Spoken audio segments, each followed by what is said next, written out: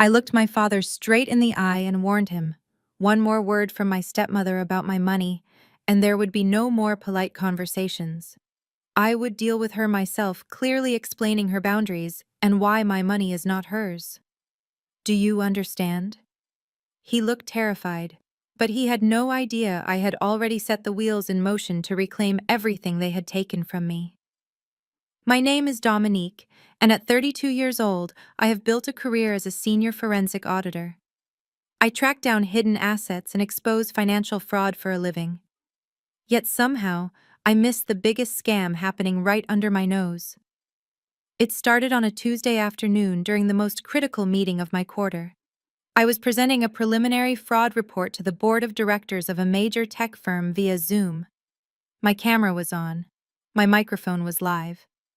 I was explaining a discrepancy of $2 million when my phone buzzed against the mahogany desk. I usually ignore notifications, but this was a persistent vibration. 3 times in a row. I glanced down discreetly and felt the blood drain from my face. The notifications were from my Chase Sapphire Reserve app, the card I had given my father strictly for his heart medication and emergency copays.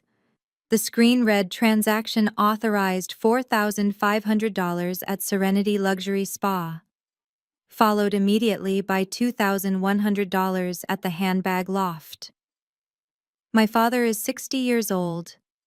He does not get gold leaf facials, and he certainly does not buy designer clutches. I muted my microphone and apologized to the board, claiming a sudden connection issue. My hands were trembling not from fear, but from a cold, rising rage. I dialed my father immediately. The phone rang twice before it was picked up, but it was not his weary voice that answered. It was her, Wanda, my stepmother. Her voice was too loud and dripping with that fake, sugary tone she uses when she wants something. "Oh, hello, Dominique. Why are you calling in the middle of the day? Is it urgent?" I gripped the phone so hard my knuckles turned white. "Put my father on the phone, Wanda. I need to know why his emergency card just bought $5,000 of spa treatments." Wanda let out a dismissive laugh that grated on my nerves. "Oh, relax, sweetie. Your father is busy trying on a new linen suit. He looks so handsome. I just borrowed the card for a little while. Mother's Day is coming up and we need to look our best for the party. Consider it an early gift. You make so much money anyway. What is a few thousand to you? Do not be stingy. It is ugly." She did not even wait for my response. She hung up. I stared at the phone. The sheer audacity. She thought my hard-earned money was her personal piggy bank. She thought I would let this slide to keep the peace like I always did. Not today. Before I continue this story, let me know where you are watching from in the comments below. Hit like and subscribe if you have ever had to stand up to family who underestimated your worth. I opened my banking app again. I saw a pending transaction for champagne. I tapped the card management tab. My finger hovered over the red button that said, "Report lost or stolen." I did not hesitate. I pressed it. "Let us see how you pay for that champagne now, Wanda." I could practically visualize the scene unfolding at the handbag loft across town. Wanda was undoubtedly standing at the glass counter holding up a line of impatient customers while clutching a limited edition leather bag that cost more than my first car. She would be tapping her long manicured nails against the countertop, waiting for the receipt to print so she could sashay out of there like royalty. But instead of a receipt, she got a loud reject tone that echoed through the silent store. The young cashier, likely terrified of Wanda's looming presence, would have looked down at the screen nervously. "I am sorry, ma'am. The transaction was declined," the girl would whisper, trying to be discreet. But discretion is not in Wanda's vocabulary. She would not accept that. "Run it again," she demanded, her voice rising loud enough for the security guard near the entrance to turn his head. "Do you know who I am? My husband has been a customer here for 20 years. This is a mistake on your end." The cashier tried again.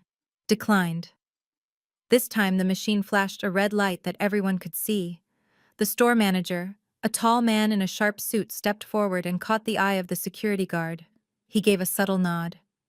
That was the moment Wanda's humiliation peaked. The guard took a step toward her, his hand resting on his belt. She snatched the card back, her face twisting into a mask of pure venom. She did not care about the theft she was committing. She only cared that I had made her look broke in front of her audience. My phone rang again instantly. I answered on the first ring, ready for the storm. "You little witch," Wanda screamed into the receiver, not even bothering with a greeting. "I am standing at the counter with the manager staring at me like I am a common criminal. You declined the transaction. Unfreeze it right now. Do you have any idea how embarrassing this is?" I leaned back in my leather office chair, spinning a pen between my fingers, feeling a cold satisfaction settle in my chest. "I know exactly how embarrassing it is, Wanda," I said, my voice dead calm. "It is embarrassing to steal money from a sick man's medical fund to buy accessories. But here is the situation. You are holding a card that does not belong to you. That is fraud." "Fraud?" she shrieked, attracting even more attention in the store. "I am your mother." "Well, stepmother, but I raised you." "You watched me raise myself," I corrected her, cutting through her manipulation. "Listen carefully, because I'm only going to say this once. You have exactly 20 minutes to drive to my father's house and put that card back in his wallet. If you do not, I am not calling the bank to unlock it. I am calling the police to report identity theft. And since the amount you just tried to spend is well over the limit for grand larceny, you will be leaving that store in handcuffs, not with a handbag." There was a silence on the other end, heavy with shock. She had not expected me to bite back. She thought I was still the quiet girl she could bully into submission.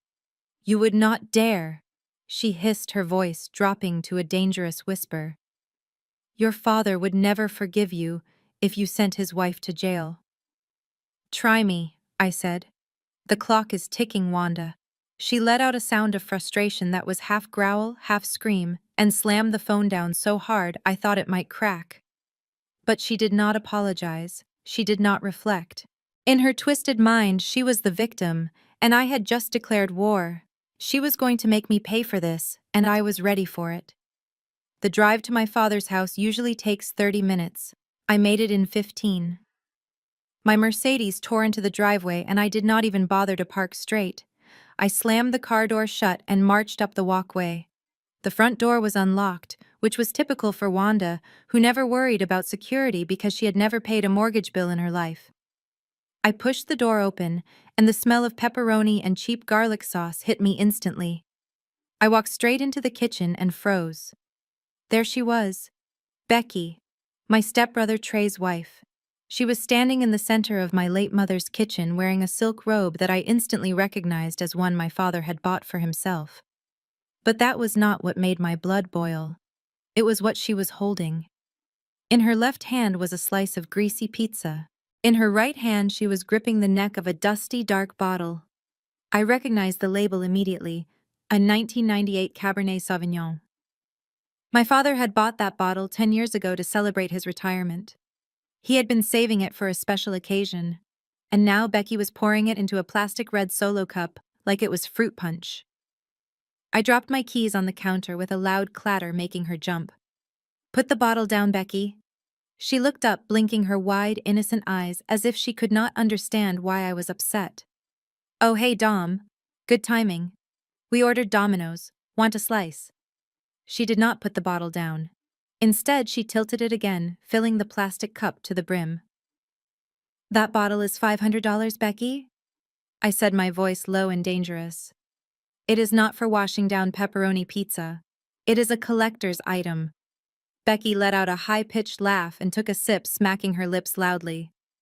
"God, you are so uptight. Listen to yourself. $500 for grape juice."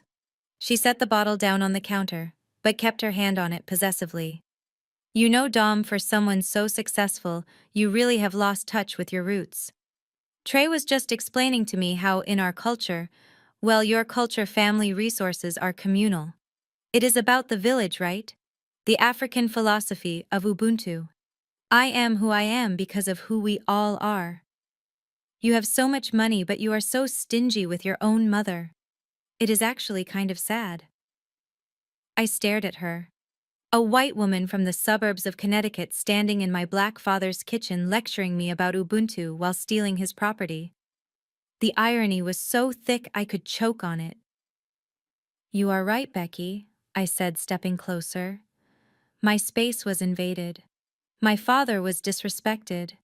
And now my culture was being weaponized against me by someone who treated it like a costume. "I do believe in sharing. Let me share something with you." I reached out and snatched the bottle from under her hand. She gasped. "Hey, I was drinking that." I did not look at her. I walked calmly over to the kitchen sink. I looked at the dark ruby liquid swirling inside the glass. My father would never get to taste this now. The seal was broken. The memory was tainted.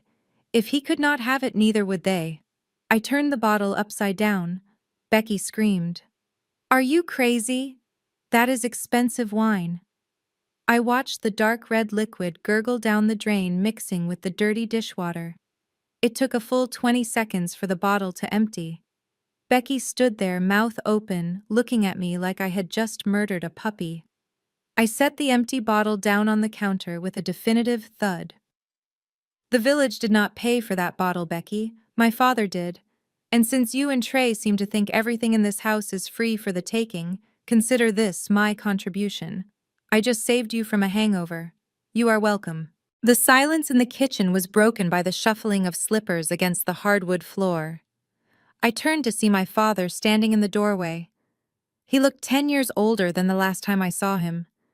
His shoulders were slumped forward, and the spark that used to define his personality was completely extinguished. He was wearing a faded cardigan that had seen better days, and he avoided looking at the sink where the last drops of his prize vintage were disappearing down the drain. Becky immediately launched into her performance, pointing a manicured finger at me. "She is crazy, Otis. She just poured your 1998 Cabernet down the drain because she did not want us to have it. She is out of control." I waited for him to roar. I waited for the father who raised me to ask why his unemployed daughter-in-law was drinking a collector's item in the middle of the afternoon. Instead, he just rubbed his temples with a trembling hand and let out a long, weary sigh.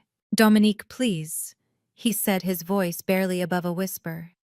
"Stop antagonizing them. I am so tired. Just let it go." I stared at him in disbelief. "Let it go, Dad. She is drinking your retirement gift, and your wife just tried to steal $5,000 from your emergency medical fund. Do you even care that they are bleeding you dry?" He finally looked up, but he focused on a spot just past my left ear, unable to meet my gaze. "It is just money, Dominique," he mumbled. "Wanda is really stressed right now. You know how she gets when she feels judged. She wants this Mother's Day party to be perfect. She feels the house is not ready to host the society club. She wants to do a quick renovation on the kitchen. New granite countertops, new cabinetry. It will cost about $25,000. The air left my lungs. He was asking me for $25,000 after his wife just tried to rob me. I watched him wring his hands together nervously. "If you could just help us out with the deposit," he continued, rushing his words now. "It would make her so happy. It would keep the peace in the house. You have done so well for yourself. I thought maybe you could write it off as a gift. Please, baby girl, do it for me." I cannot handle her yelling anymore. In that moment, I realized the father I loved was gone.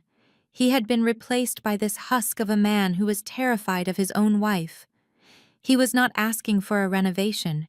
He was paying a ransom for a few days of silence. I looked from Becky's smug face to my father's desperate eyes, and I felt something inside me harden into ice. I straightened my spine. "No, Dad. The answer is no. I am not giving you 25 cents, let alone $25,000. If Wanda wants a new kitchen, she can get a job, and if you want peace, you should try growing a spine instead of using my bank account as a shield. I am done enabling this circus." The front door slammed open again, interrupting the standoff. The sound of a high-performance engine was still humming in the driveway. Through the window, I saw a brand-new matte black Range Rover. It was a rental. I knew this because Trey had been blacklisted from every dealership in the state for defaulting on payments. My stepbrother strolled into the kitchen, spinning a key fob around his finger, wearing sunglasses indoors despite it being an overcast Tuesday. He looked like a budget version of a rap video extra. He surveyed the room, taking in my father's defeated posture and Becky's angry face. "Yo, what is the vibe in here?" he asked, sliding his sunglasses down his nose. "Dom, good to see you." "Hey, let me hold $100 for gas." This beast eats fuel like crazy, and my bank flagged my card for suspicious activity again. Their system is trash. I almost laughed out loud. You rented a luxury SUV for $200 a day, but you do not have money to put gas in it. That is poetic justice, Trey. His face darkened instantly. He walked over to stand next to Becky, placing a protective arm around her. "See, this is your problem, Dom. You are always judging people from your ivory tower. Mom just texted me. She is crying in the car because you cut her off. You sit on a pile of cash and treat your own family like beggars.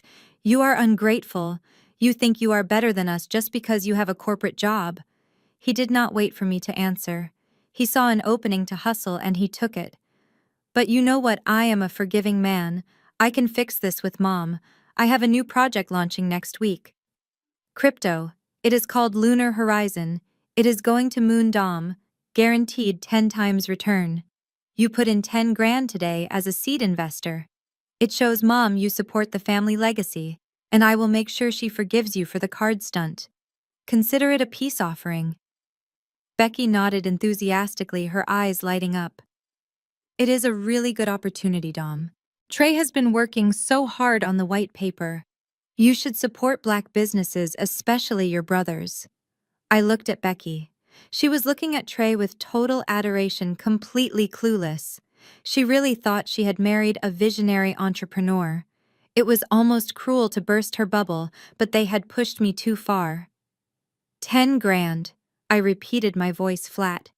"Is that for the liquidity pool, or is that to pay off your parole officer so you do not violate your probation again?"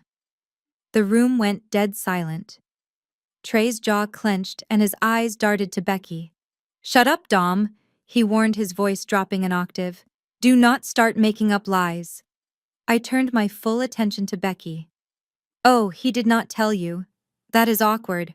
Trey was not in Europe on a business retreat for 2 years before he met you. He was in state prison for wire fraud. He scammed 6 elderly women out of their pension funds." Becky dropped her red plastic cup.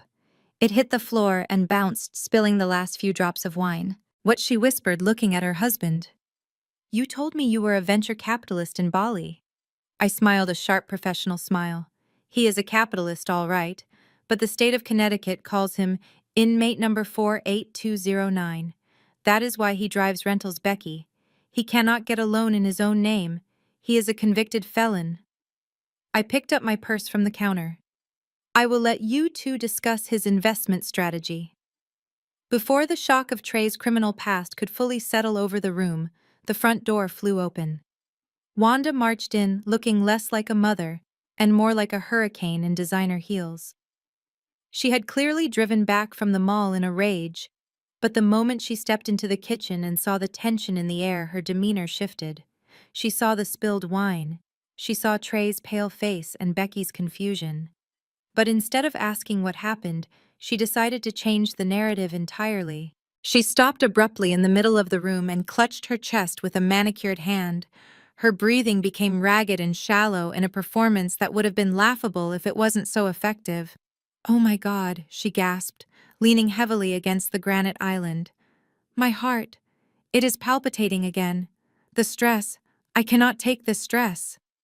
She slumped forward, making sure to catch herself gracefully on the counter so she wouldn't ruin her silk blouse. "Otis, help me. Everything is going dark." My father moved faster than I had seen him move in years. He rushed to her side, catching her by the waist. "Wanda, baby, breathe. Just breathe. I am here." He looked up at me, and his face was twisted not with worry, but with pure, unadulterated fury. "Look what you have done, Dominique. Are you happy now? You are killing her. The doctor said she needs to avoid stress, and you come in here starting fires." I stood my ground, watching the performance with cold detachment. "I am a forensic auditor, Dad. I know how to spot a fake," Her color is fine, she is not sweating, and her breathing is controlled. She is manipulating you because she does not want to talk about the credit card fraud or her son's criminal record. Wanda let out a low moan, burying her face in Otis's shoulder. Make her leave, Otis, she whispered loud enough for everyone to hear. She is evil. She wants to destroy this family because she is jealous. She wants me dead so she can have the house. That was the breaking point for my father. He stood up straight, positioning himself between me and Wanda like a human shield. Get out, Dominique. He pointed a trembling finger toward the door. Get out of my house right now. If anything happens to my wife, it is on your head. You are poison. I do not want to see you. I do not want to hear from you. Just go. I felt a sharp pain in my chest that had nothing to do with theatrics. My own father was kicking me out to protect the woman who was robbing him blind. He was choosing the parasite over the host. I gripped the strap of my purse tightly. I looked him dead in the eye and delivered the warning I had promised myself I would give. Fine, Dad. I am going. I will walk out that door and I won't look back. But listen to me very carefully. Do not ever call me for money again. When the bank comes for this house, do not call me. When she drains your pension, do not call me. You just made your choice. Make sure you can live with it. I turned on my heel and walked out. Behind me, I heard Wanda make a miraculous recovery, instantly asking for water. I got into my car and didn't look back at the house I grew up in. They thought they had won. They thought they had driven me away. They had no idea that by cutting me off, they had just given me the freedom to take them down without mercy. The war had just begun. I woke up the next morning to a phone that was vibrating so violently it nearly fell off the nightstand. I assumed it was a work emergency, perhaps a client in a different time zone facing a crisis. I picked it up, squinting against the harsh blue light, and saw 47 unread text messages and over 100 notifications from Facebook and Instagram. That was when I knew. The smear campaign had begun. I opened Facebook first. At the very top of my feed, shared by aunts, cousins, and people I had not spoken to since high school, was a post from Trey. It was a masterpiece of fiction titled, "When Family Turns Their Back on You." Below the melodramatic headline was a photo of my father looking particularly frail, likely taken right after I left yesterday when he was stressed and upset. The caption read, "It breaks my heart to see my parents struggling like this." My sister Dominique, who makes 6 figures and travels the world, just cut off support for our elderly father and sick mother. She came over yesterday not to help, but to humiliate us and pour expensive wine down the drain while laughing at our financial struggles. It is sad when money changes people. We might not have much, but at least we have love. Please pray for my mom, her heart is weak. I scrolled down to the comments and felt my stomach churn. Not from guilt, but from disgust at the sheer ignorance of the mob. Aunt Linda, who borrows money from everyone, wrote, "Shame on her. I always knew she was stuck up." A cousin from Georgia commented, "That is what happens when you forget where you came from." Someone named Marcus, who I didn't even know, wrote, "If that was my sister, I would disown her. Send me her Cash App, I will send you $5, bro." My phone pinged again, a text from an unknown number. "You should be ashamed of yourself letting your dad starve." I took a deep breath and set my coffee cup down on the granite counter of my silent, peaceful apartment. Most people would panic. Most people would start replying frantically, trying to defend themselves, explaining that the struggling mother just tried to buy a $4,000 handbag. Most people would block the numbers and deactivate their accounts to hide from the shame. But I am not most people. I am a forensic auditor. I deal with facts, evidence, and paper trails. In my line of work, we call this creating a documented history of harassment. I did not block Trey. I did not report the post for bullying. Instead, I opened a new folder on my laptop labeled Litigation Support. I started screenshotting. I captured the post. I captured the timestamp. I captured every single lie about my father starving when I paid for his groceries weekly. I captured Becky sharing the post with the caption, Praying for my in-laws, so sad to see greed destroy a family. I captured the threats in my inbox. Click, save, click, save. They thought they were shaming me into submission. They thought the social pressure would break me and force me to open my wallet just to make the noise stop. They had no idea they were handing me the ammunition for a defamation lawsuit on a silver platter. I watched the comment count rise and smiled. Keep talking, Trey. Every word you type is just another zero on the settlement check you will eventually owe me. The sanctuary of my corner office at Stark and Associates was supposed to be the one place they could not reach me. I had built a fortress of professionalism here, where my family drama was just a distant noise that could be silenced by closing a heavy glass door. But at 2 in the afternoon, my senior partner David Sterling knocked once and entered without waiting for an invitation. He held a file in his hand, and his expression was one I had never seen directed at me. It was not the look of a mentor. It was the look of a liability assessor. "Dominique, we need to talk," he said, closing the blinds behind him. A gesture that made my stomach drop. In the corporate world, closed blinds meant termination or litigation. I sat up straighter, pushing my current fraud case files aside. "What is going on, David?" He placed a printed email on my desk. "We received a formal complaint via our ethics hotline an hour ago. The caller identified herself as Wanda Brooks. She claims to be your mother. She alleges that you are using your financial expertise to manipulate your father's accounts and that you have embezzled his retirement funds, leaving him destitute." She used the words financial elder abuse. The air left the room. Financial elder abuse. In my line of work, that accusation is a death sentence. I could lose my CPA license. I could be barred from practicing forensic auditing. Wanda had not just posted a mean status on Facebook. She had just tried to nuke my entire career. I felt a cold sweat break out on the back of my neck, not from guilt, but from the sheer violation of it. "That is a lie, David," I said, my voice steady despite the rage trembling in my hands. "Wanda is my stepmother. She is angry because I cut off her access to my credit card yesterday after she tried to spend $5,000 at a spa." David sighed, sitting on the edge of my desk. "I believe you, Dominique. You are my best auditor. But you know the policy. An accusation like this, especially involving a vulnerable senior, requires an internal review. If this goes public or if she files a police report, we have to suspend you pending an investigation." I did not waste time arguing. I pulled out my phone and opened my banking app. I connected it to the office media screen on the wall. "Look," I said, pointing at the transaction history.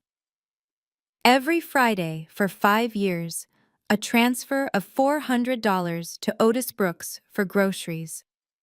Every month, the mortgage payment for his house paid directly from my account. The property tax bill paid by me. And here, look at this. The declined transaction from yesterday at Serenity Spa. Does that look like I am robbing him, or does that look like I am stopping a robbery?" David scanned the numbers, his eyes moving fast. He saw the pattern immediately. He saw the tens of thousands of dollars flowing from me to them, not the other way around. He let out a long breath and rubbed his face. "Okay. This clears you internally. But Dominique, you need to handle this. We cannot have a crazy relative calling the ethics board every time you have a family dispute. Fix it, or I will have to put you on mandatory leave." I disconnected my phone and nodded. I understood perfectly. This was no longer just a toxic family dynamic I could ignore.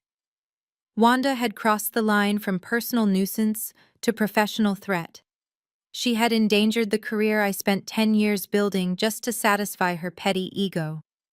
As David walked out of my office, I stared at the black screen of my phone. I was done playing defense. It was time to treat Wanda exactly like the fraudsters I hunted every day. No more mercy. The sun had barely set over the Atlanta skyline, but the city lights were already blurring through the glass walls of my office. I was still sitting at my desk, physically present, but mentally exhausted from the interrogation with my boss. I had saved my job, but the victory felt hollow. I was packing my briefcase when my phone buzzed again. It was my father. I almost let it go to voicemail, assuming it was another guilt trip or a demand for an apology. But something about the timing felt different. It was late, and he usually watched Jeopardy at this hour. I slid my thumb across the screen and put the phone to my ear without speaking. Dominique. His voice was a harsh whisper, barely audible over the sound of static. Are you there? Baby girl, please do not hang up. I froze. I had not heard my father sound this terrified since my mother passed away. He sounded small, broken. I sat back down in my leather chair, my grip on the phone tightening. I am here, Dad. What is wrong? Are you hurt? I could hear his ragged breathing on the other end. He was hiding. I could tell by the echo that he was likely in the garage or the bathroom away from Wanda's prying ears. I need help, Dom. Real help. Not for the kitchen. Not for a party. I am in trouble. Serious trouble. He paused, and I heard a sob choke his throat. Wanda. She borrowed money. Not from a bank.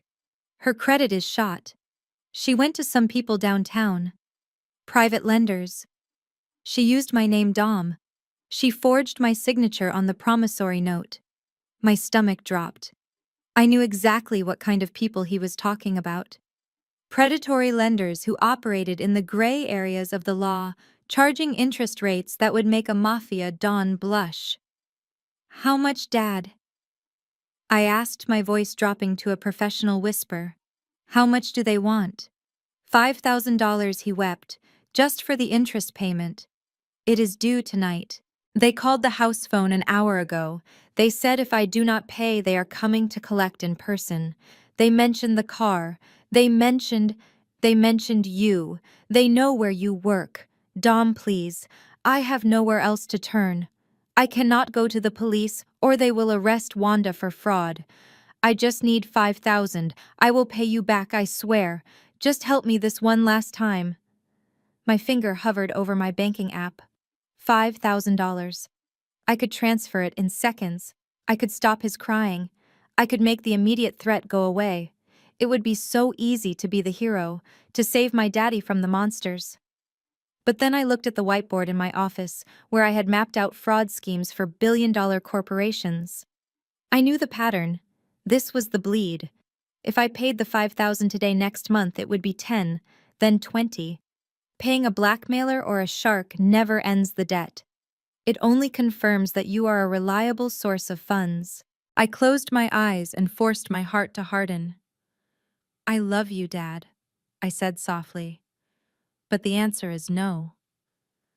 There was a silence on the other end so profound it felt like a physical blow. Dom, please, he begged, his voice cracking. They are going to hurt me. No, they won't, I said, trying to sound more confident than I felt. Lock the doors, turn off the phone, do not open the door for anyone. But I am not sending the money. If I send it, Wanda learns nothing. She learns that I am her safety net. I am done being the safety net. I hung up before he could beg again. My hand was shaking so badly I almost dropped the phone. I felt like a monster. I felt like I had just abandoned him to wolves. But I knew I had to find the alpha wolf. I did not open my banking app. Instead, I opened my contacts and scrolled down to a number I hadn't used in 2 years. Roland, a private investigator who specialized in forensic asset recovery. I hit dial. He picked up on the second ring. Roland speaking. I need a full financial autopsy, I said, staring out at the city lights. The subject is Otis Brooks, and a secondary subject, Wanda Brooks. I want to know everything. Every hidden account, every loan, every lien. And Roland, I need it fast. I think my father is drowning and I need to know how deep the water is before I jump in. Consider it done, Roland said. I lowered the phone. I was not going to pay the sharks. I was going to hunt them. And in the process, I was going to find out exactly how much of my father's life Wanda had already sold off. The audit had officially begun. The notification from Roland arrived at 3:14 in the morning, lighting up my dark living room like a flare. The subject line was short and terrifying. Preliminary asset search, Otis Brooks Priority 1. I had been sitting on my couch staring at the city skyline for hours, unable to sleep knowing my father was terrified in his own home. I took a deep breath and clicked the attachment. I expected to see bad credit scores.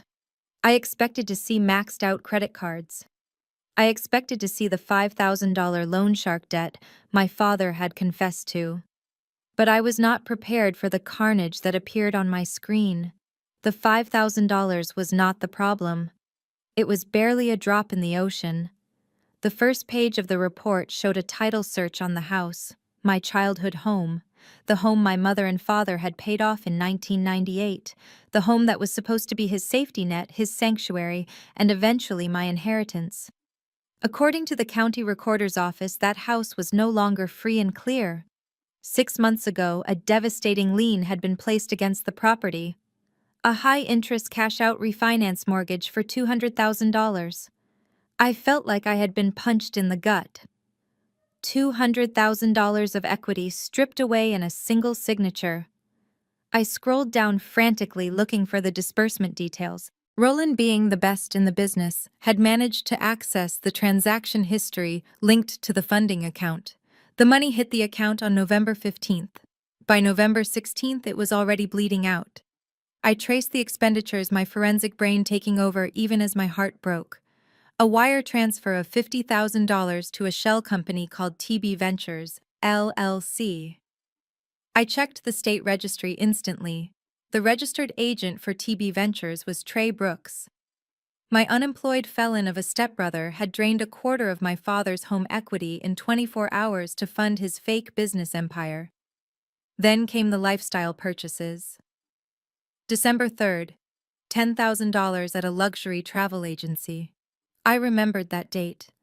That was when Becky posted photos of their spiritual retreat in Tulum, claiming it was a gift from a wealthy investor who believed in Trey's vision. The investor was my father. The vision was a lie. January 10th, $15,000 at a Mercedes dealership for a lease down payment. That was the Range Rover Trey was driving. February 14th, $8,000 at Cartier. That was the bracelet Wanda had flaunted at church. The list went on and on. 5-star dinners, designer clothes, spa treatments. They had been living like royalty for 6 months, not on earnings, but on the literal roof over my father's head. They were eating the house. They were drinking the walls. They were wearing the foundation. And the worst part was the account balance at the bottom of the page. Of the $200,000 borrowed, only $400 remained. The money was gone, vaporized, and now the bank wanted their payments. My father wasn't just broke, he was on the verge of being homeless, and he didn't even know the scale of the disaster yet. Forensic auditing is usually done in air-conditioned offices with high-speed internet and ergonomic chairs. But sometimes catching a predator requires getting your hands dirty literally.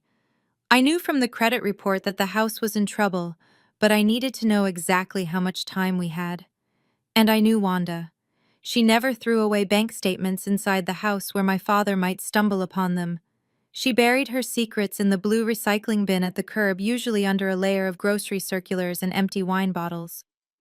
At 2 in the morning, I parked my car 3 houses down and walked silently to the edge of the driveway I used to play hopscotch on. The street was quiet.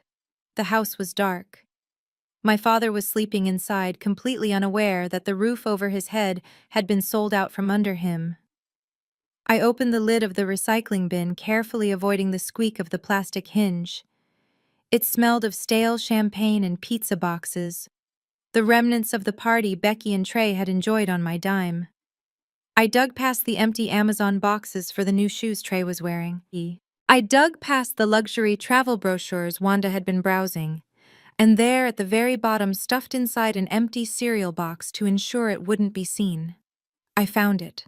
It was a thick envelope with red lettering stamped across the front. Final notice. Foreclosure sale scheduled. I pulled a small flashlight from my pocket and smoothed out the crumpled paper against the side of the bin. My breath caught in my throat as I read the legal jargon. This was not a warning. This was the end of the line. The bank had already seized the title. The property was scheduled to be sold to the highest bidder at the county courthouse steps. I scanned the document for the date of the auction. May 15th at 9 in the morning. I froze. I checked the date on my watch. Today was Wednesday. Mother's Day was this Sunday, May 14th. The auction was Monday morning. The cruelty of the timeline was breathtaking. Wanda was not just negligent, she was calculating. She was planning to host a lavish Mother's Day party on Sunday, pretending to be the queen of the manor. She wanted the champagne, the expensive gifts, and the adoration of her fake society friends one last time. And then on Monday morning, when the sheriff arrived to lock the doors, she would either feign ignorance and collapse in a dramatic faint, or she was planning to disappear before the gavel even fell. I looked up at the dark window of the master bedroom. My father was in there dreaming about a kitchen renovation that would never happen. Wanda had asked for $25,000 for a deposit on cabinets, but there were no cabinets. She was trying to squeeze one last lump sum of cash out of us before the house imploded. She was going to take that money and run, leaving my father to face the eviction squad alone. I folded the foreclosure notice and slipped it into my jacket pocket. I did not scream. I did not throw a rock through the window. A cold calm settled over me. Wanda wanted a party. She wanted a day centered around her. I would give her exactly that. She thought Sunday was going to be her coronation, but I just decided it was going to be her execution. I walked back to my car, listening to the silence of the neighborhood, knowing that in 5 days I was going to make a noise so loud it would shatter their entire world. The intercom buzz at 7 in the morning was the only warning I got before Becky invaded my sanctuary.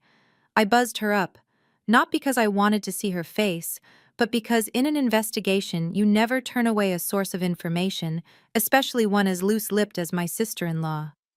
She stood in my doorway holding a box of stale donuts, looking around my minimalist penthouse with greedy eyes.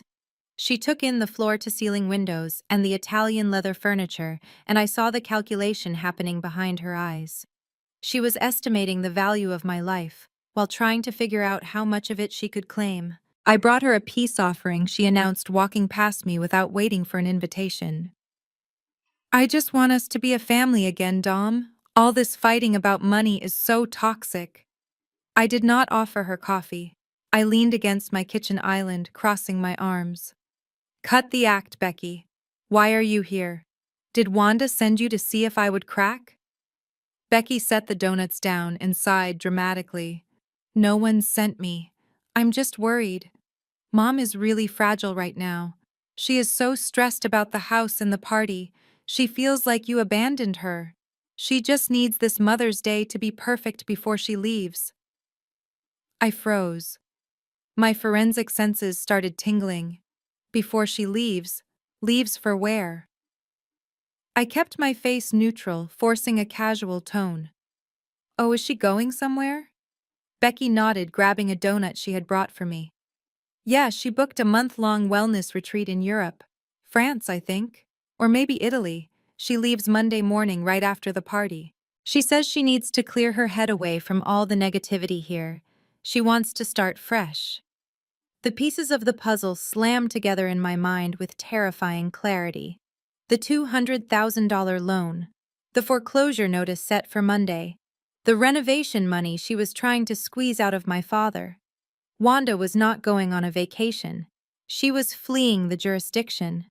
She had drained the equity from the house, spent half of it on luxury goods, and stashed the rest to fund her escape. She was planning to board a flight to Europe on Monday morning, leaving my father behind to face the sheriff, the eviction, and the debt collectors alone. I stared at Becky, who was licking sugar off her fingers, completely oblivious to the fact that she had just confessed to being an accessory to a getaway plan. Does Trey know about this trip? I asked carefully. Becky shrugged. Yeah, he is helping her pack. He says she deserves it after putting up with your dad's financial mess for so long. My blood ran cold. They were all in on it. They were going to leave my father homeless and blame it on his financial mess, while living it up in Paris on his stolen equity. I needed to get her out of my apartment immediately. I had to call my lawyer. I had to stop that plane. Thanks for the donuts, Becky, I said, walking to the door and holding it open. You are right. We should make this Mother's Day unforgettable. Tell Wanda not to worry. I will be there on Sunday. And I will have a surprise that will make her trip very interesting. Becky smiled, thinking she had won. She had no idea she had just handed me the final nail for her mother-in-law's coffin. As the door clicked shut, I pulled out my phone. Wanda thought she was going to Europe. The only place she was going was down. The intel from Becky was accurate. Thursday night was the setup. I parked my car a block away and approached the house on foot, avoiding the motion sensor lights by sticking to the shadows of the neighbors' hedges. I let myself in through the side door using the spare key I had deliberately neglected to return. The house was quiet, but the tension was thick enough to choke on. I heard low murmurs coming from the dining room. I crept down the hallway and peered around the corner. The scene before me was staged with terrifying precision. My father sat at the head of the table looking smaller and more frail than I had ever seen him. He was flanked on one side by Trey, who was tapping a pen against the table rhythmically, and on the other by Wanda, who was rubbing my father's back with one hand while guiding a document toward him with the other.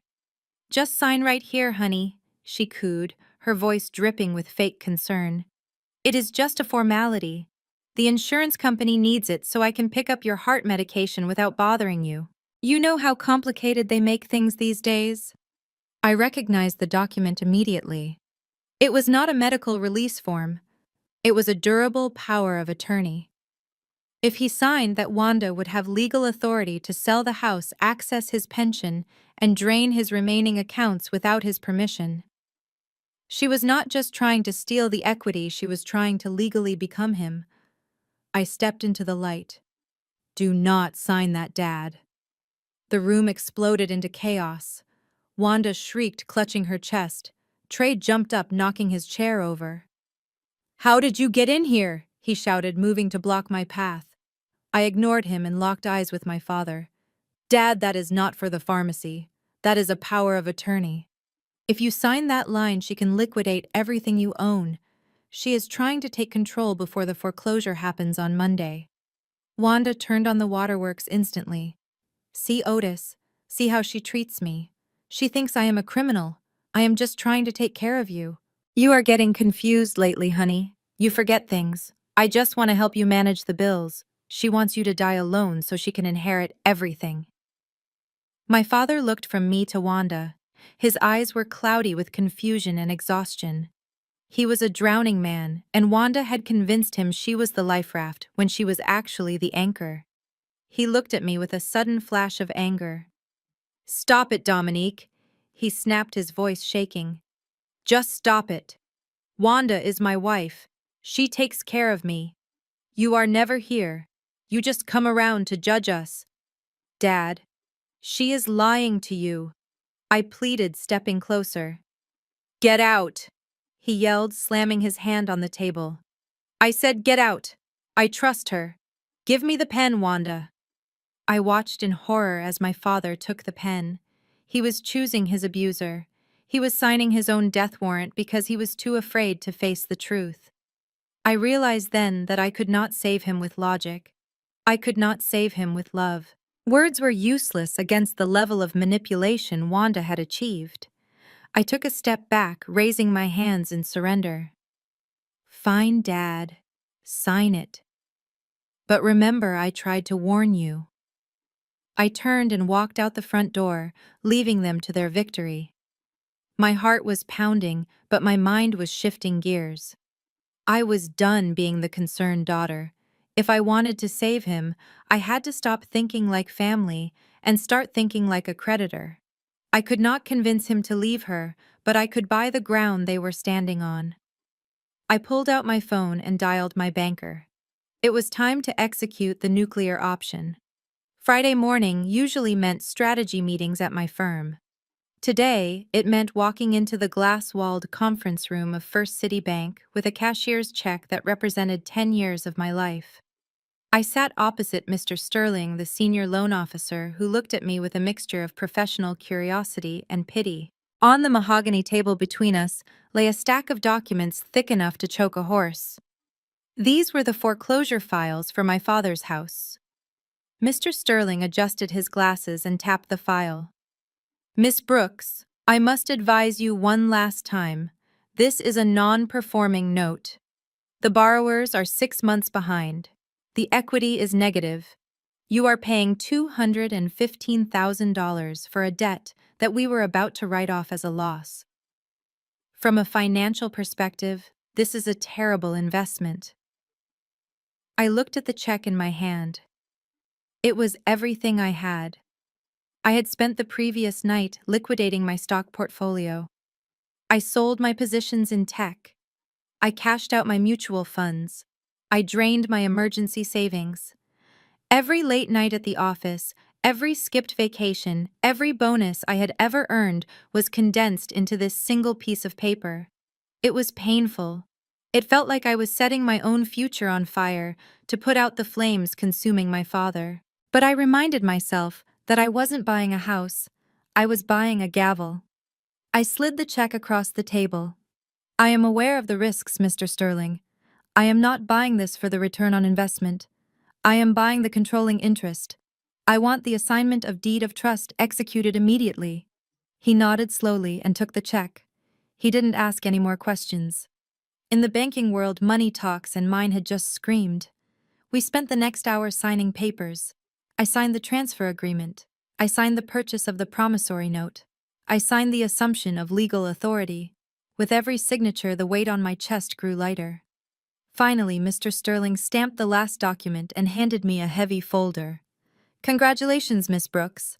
First City Bank officially transfers all rights and interests in the property at 42 Oak Street to you. You are now the primary lien holder. You have the right to collect payments. You have the right to negotiate terms. And you have the right to foreclose and evict if the terms are not met. I took the folder. It felt heavy in my hands, cold and administrative. To the bank, this was just numbers on a spreadsheet. To me, it was the ultimate trump card. As of this moment, the bank was out of the picture. The foreclosure auction scheduled for Monday morning was canceled, not because the debt was forgiven, but because the debt now belonged to me. I walked out of the bank into the blinding noon sun. I took a deep breath of the city air. Wanda was probably at home right now, yelling at a caterer or packing her bags for France, thinking she had successfully run out the clock. She thought she was dealing with a faceless, bureaucratic institution that moved at a glacial pace. She had no idea that the institution had a new face. Mine. I was no longer the stepdaughter she could banish from the dinner table. I was her creditor. I was her landlord. And come Sunday, I would be her eviction officer.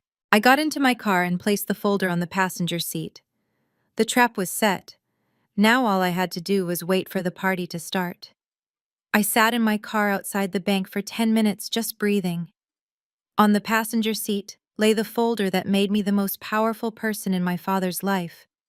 But to the rest of the world, I was still just the ungrateful daughter. I needed to bridge that gap. I needed to ensure Wanda did not run. If she boarded a plane to France on Monday, she would escape the humiliation I had planned for her. I needed her in that house on Sunday. I needed her feeling safe, secure, and victorious. I needed to put on the performance of a lifetime. I picked up my phone and practiced my expression in the rearview mirror. I softened my eyes. I slumped my shoulders. I dialed Wanda's number. She answered on the fourth ring, making me wait just to prove she could. "Hello, Dominique." Her voice was sharp and impatient. "If you are calling to lecture me again, save your breath. I am busy packing." I forced a tremor into my voice. "I am not calling to lecture you, Wanda. I am calling to apologize." There was a pause on the other line. A heavy, stunned silence. I continued before she could interrupt. I have been thinking about what Dad said, about family, about how short life is. I realized I was being petty. You are right. I have been so focused on money that I lost sight of what matters. I do not want us to be enemies. I want to help. I could practically hear the gears turning in her head, shifting from defense to greed. Well, it takes a big person to admit when they are wrong, she said slowly, testing the waters. So, what does this mean exactly? Are you saying you are going to unlock the credit card? I laughed a soft, defeated laugh. Better than that. I know you want this Mother's Day party to be perfect. I know you want to impress the ladies from the club. So send me the invoices, the caterer, the florist, the decorators. I will pay for all of it. Consider it my contribution to the household.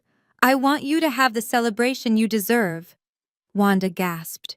Her voice instantly changed, dripping with that sickly sweet tone she used when she got her way. Oh, honey, I knew you would come around. I told your father that deep down you have a good heart. The catering bill is about 4,000. We are getting fresh lobster flown in from Maine. Is that okay? It is perfect, I said, gripping the steering wheel so hard my knuckles turned white. Get the lobster, get the vintage champagne, spare no expense. And Wanda, there is one more thing. I have a special gift for you, something big. I have been working on it with my banker all morning. I am going to give it to you at the party in front of everyone. It is the kind of gift that solves all your problems. Wanda squealed like a teenager. Is it a car? Did you pay off the kitchen renovation? Oh, I cannot wait to tell Becky. You are finally stepping up, Dominique. I am so proud of you. I will see you Sunday, I said, cutting the call before I gagged. I stared at the phone. She had taken the bait hook, line, and sinker. She thought she was getting a check.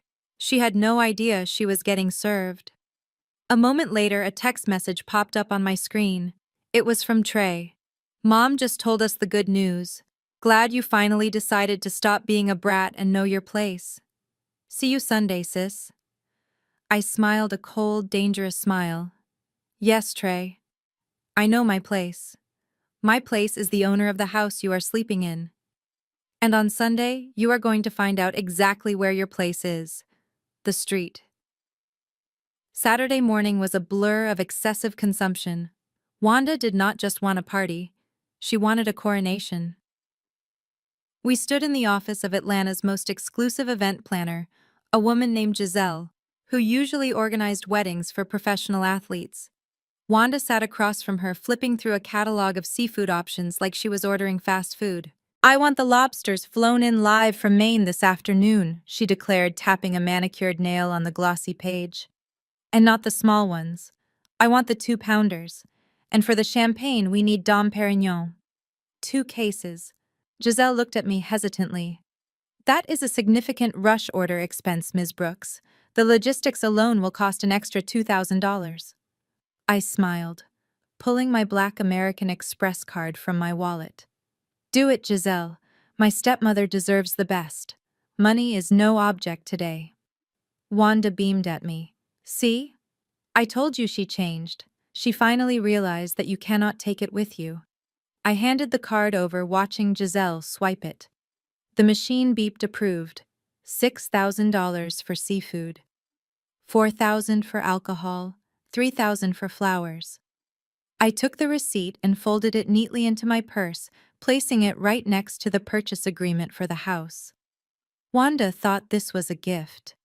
In my ledger, this was a line item labeled recovery costs. Every shrimp, every bubble of champagne, every petal was being added to the moral and financial tab I was about to cash in.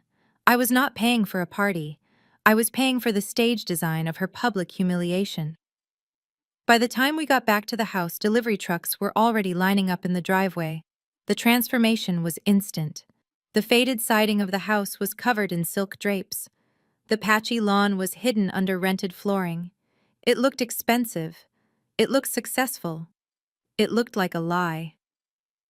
I stood by the buffet table watching the caterers set up a tower of ice when Becky sidled up to me. She was holding a glass of the expensive champagne I had just bought, testing the merchandise early. She looked at me with a newfound respect that I found nauseating. You really stepped up, Dom, she said, popping a grape into her mouth. I mean, I was skeptical when you said you wanted to make peace, but you really put your money where your mouth is. This spread is incredible. Mom is so happy. She is actually relaxing for once. I sipped my sparkling water. That is the goal, Becky. I want everyone to be happy. She stepped closer, lowering her voice to a conspiratorial whisper. You know, since you are in such a giving mood, I was wondering. That vintage Chanel bag you carried last Christmas. The black quilted one. You never wear it anymore. And since you are clearly upgrading your life, I thought maybe you could pass it down. You know, keep it in the family. It would go perfectly with the dress I bought for the party. I looked at her. The audacity was breathtaking.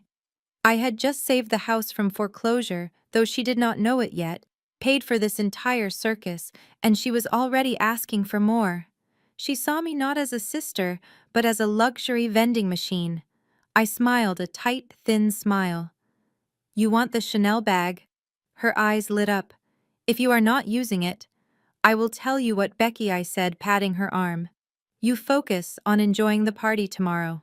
Eat the lobster, drink the champagne, really soak it in. And when the party is over, we will talk about who gets to keep what. I promise you by Monday morning you will have everything you deserve. She squealed and hugged me sideways, not catching the double meaning. You are the best, Dom. Seriously. I watched her walk away to instruct the staff on how to arrange the napkins. Enjoy the champagne, Becky. It is the last expensive thing you will ever taste. The sound of power drills echoed through the house at 8 in the morning, clashing violently with the smooth jazz playlist Wanda had selected for the party prep. I had hired a rush crew of contractors, ostensibly to measure the kitchen for the renovation Wanda had demanded. But the men in the blue coveralls were not measuring for cabinets. They were technicians from a private security firm I used for high-risk corporate audits. I stood in the center of the kitchen holding a tablet directing the foreman with authoritative precision, while Wanda hovered nearby clutching a mimosa and looking pleased with herself. I want the motion sensors here, here, and here, I said, pointing to the corners of the room. And the panoramic camera goes right above the breakfast nook.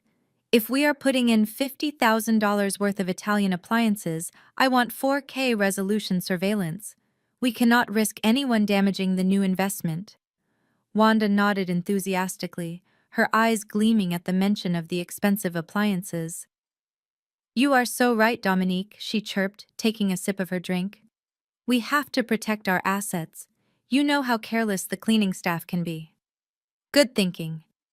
She looked at the sleek black camera lens being mounted on the ceiling and smiled, completely unaware that she was staring directly into the barrel of a loaded gun.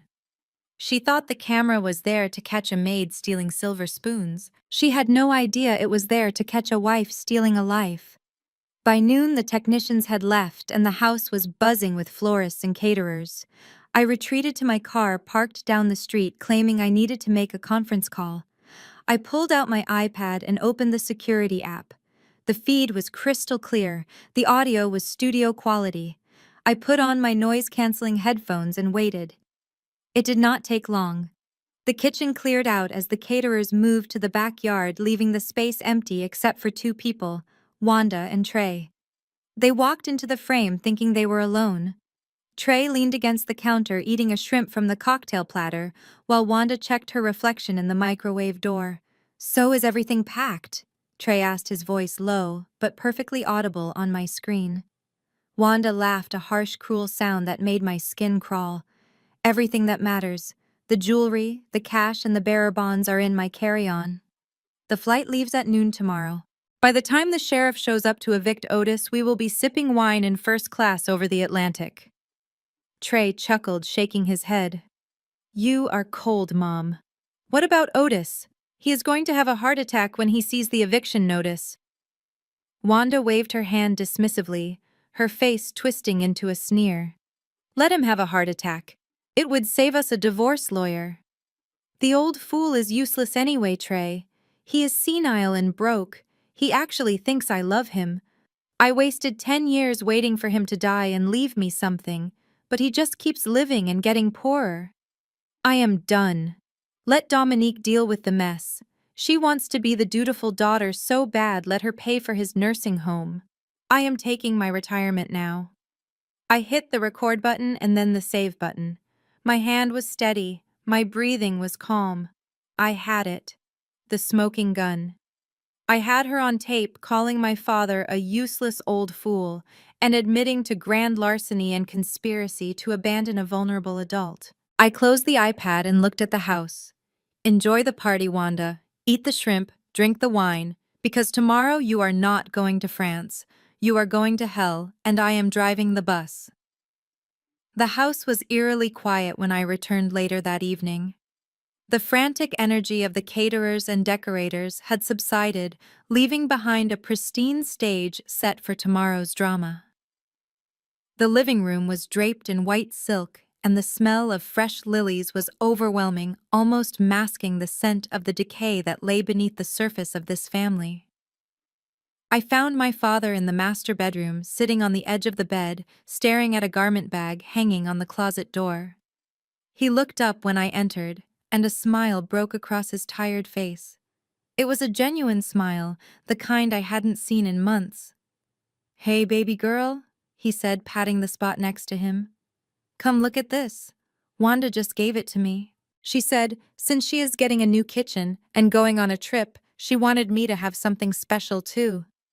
He unzipped the bag with trembling hands, revealing a navy blue suit.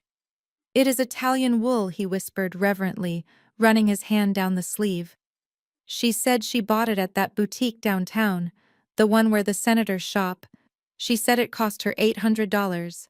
She really wants me to look like the man of the house tomorrow." I stepped closer, my auditor's eyes scanning the fabric automatically.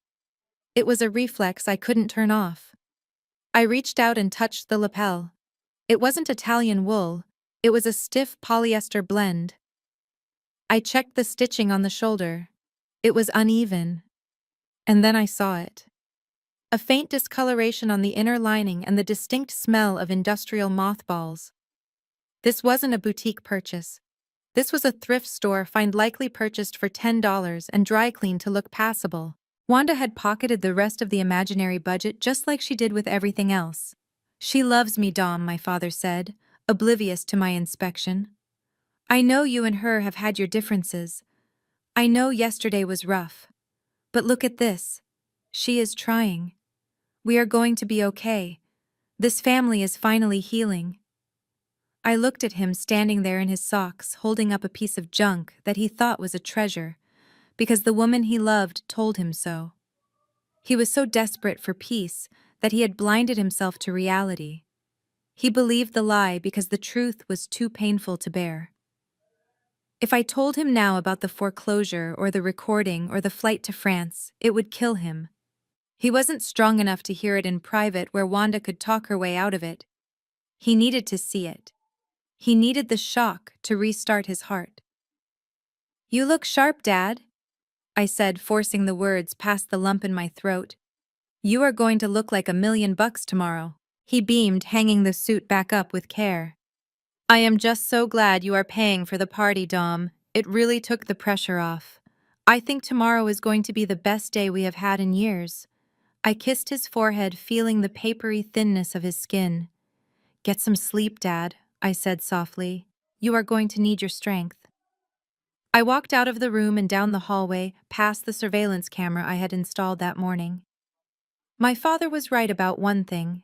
Tomorrow was going to be memorable. But as I walked to my car in the dark driveway, I wiped a single tear from my cheek. I felt like a surgeon preparing for an amputation. I knew that in order to save the patient, I had to cut off the infected limb. And I knew that when the anesthesia wore off, the pain would be excruciating. But looking back at the house, knowing exactly what Wanda was planning, I knew I had no choice. Tomorrow I would break his heart to save his life. Sunday morning arrived with a sky so blue it felt mocking. The transformation of 42 Oak Street was complete and terrifyingly effective. The manicured lawn, which had been patchy and brown just 2 days ago, was now covered in rented teak flooring and white silk tents. A string quartet was already playing softly in the corner near the ice sculpture tower. It looked like a page out of a glossy lifestyle magazine, but I knew it was just a stage set built on quicksand. I stood near the entrance dressed in a simple black dress, holding a bright orange Hermes box with both hands. It was the only prop I needed. Inside that box sat the future of this family, but to everyone else it looked like a generous tribute from a loving daughter. By 11 o'clock, the driveway was filled with luxury sedans. The members of the Silver Lake Social Club had arrived. These were the women Wanda had spent years trying to impress the gatekeepers of local society, who judged worth by the carat size of a diamond and the label on a handbag. Wanda descended the stairs like she was royalty greeting her subjects. She was wearing a cream-colored silk dress that I knew cost more than my father's monthly pension check. She had hired a makeup artist to hide the stress lines around her eyes, and for a moment she actually looked the part of the wealthy matriarch she desperately pretended to be. I watched her work the room, clutching a crystal flute of the Dom Perignon I had paid for. She glided from group to group, dragging Trey along with her. I stepped closer, staying just on the periphery to hear her introductions. She stopped in front of Mrs. Gable, the president of the club, a woman who could make or break reputations with a single whisper. "Oh, Mrs. Gable, you simply must meet my son Trey," Wanda gushed, pushing him forward. Trey puffed out his chest, looking ridiculous in a suit that was too tight. He is a young entrepreneur, a venture capitalist actually. He is currently launching a revolutionary crypto platform that is attracting international investors. He is the brilliance of the family. Mrs. Gable looked at Trey with mild interest while I fought the urge to vomit. Then Wanda's eyes slid to me. Her smile did not falter, but her eyes turned cold. "And this is Dominique, Otis's daughter. She works in accounting or something similarly dry. She is single, of course. So married to her job. We try to tell her to get out more, but you know how stepchildren can be." The insult was precise and practiced. She had reduced my decade-long career as a senior forensic auditor, fighting high-level corporate fraud, to accounting. She had dismissed my independence as a failure to find a husband. And she had labeled me the outsider, the stepchild, in the house my mother helped build. The old Dominique would have corrected her. I would have pulled out my business card. I would have defended my title. But today, I just smiled. "Nice to meet you, Mrs. Gable," I said, my voice pleasant and hollow. "Wanda is right. I do love my work. I deal with very complex numbers." Wanda laughed, a tinkling artificial sound. "See what I mean? Boring. Now come, let me show you the imported lobster. We had it flown in just for you." I watched them walk away, leaving me standing alone by the entrance. Trey shot me a smirk over his shoulder, mouthing the words, "Nice dress." They were drunk on their own deception. They truly believed they had pulled it off. I looked down at the orange box in my hands, tightening my grip on the textured cardboard. It was the most expensive packaging I had ever purchased for a stack of paper. But as I watched Wanda laugh, throwing her head back in a display of unearned joy, I knew it was worth every penny. The higher she climbed, the harder she would fall, and I was holding the gravity in my hands. By 1 in the afternoon, the humidity had risen, and so had the blood alcohol level of my sister-in-law. The expensive champagne I had purchased was doing its job a little too well. Becky had moved from tipsy to verbally incontinent, and she had cornered Mrs. Gable and the other board members of the Silver Lake Social Club near the dessert table. I stood a few feet away, sipping my sparkling water, watching the train wreck unfold with the dispassionate interest of a scientist observing a chemical reaction. Becky was swaying slightly in her heels, holding a half-empty flute of Dom Perignon, gesturing wildly with a lobster claw she had picked up from the buffet. "You know," she announced, her voice cutting through the polite chatter of the garden party, "it is so inspiring to see you all here. Really it is. I keep telling Trey that he is the exception to the rule. Usually people in your community just do not understand the concept of generational wealth. It is a cultural thing, right?" You guys like to look rich, but you do not know how to actually be rich. The silence that descended on the patio was absolute.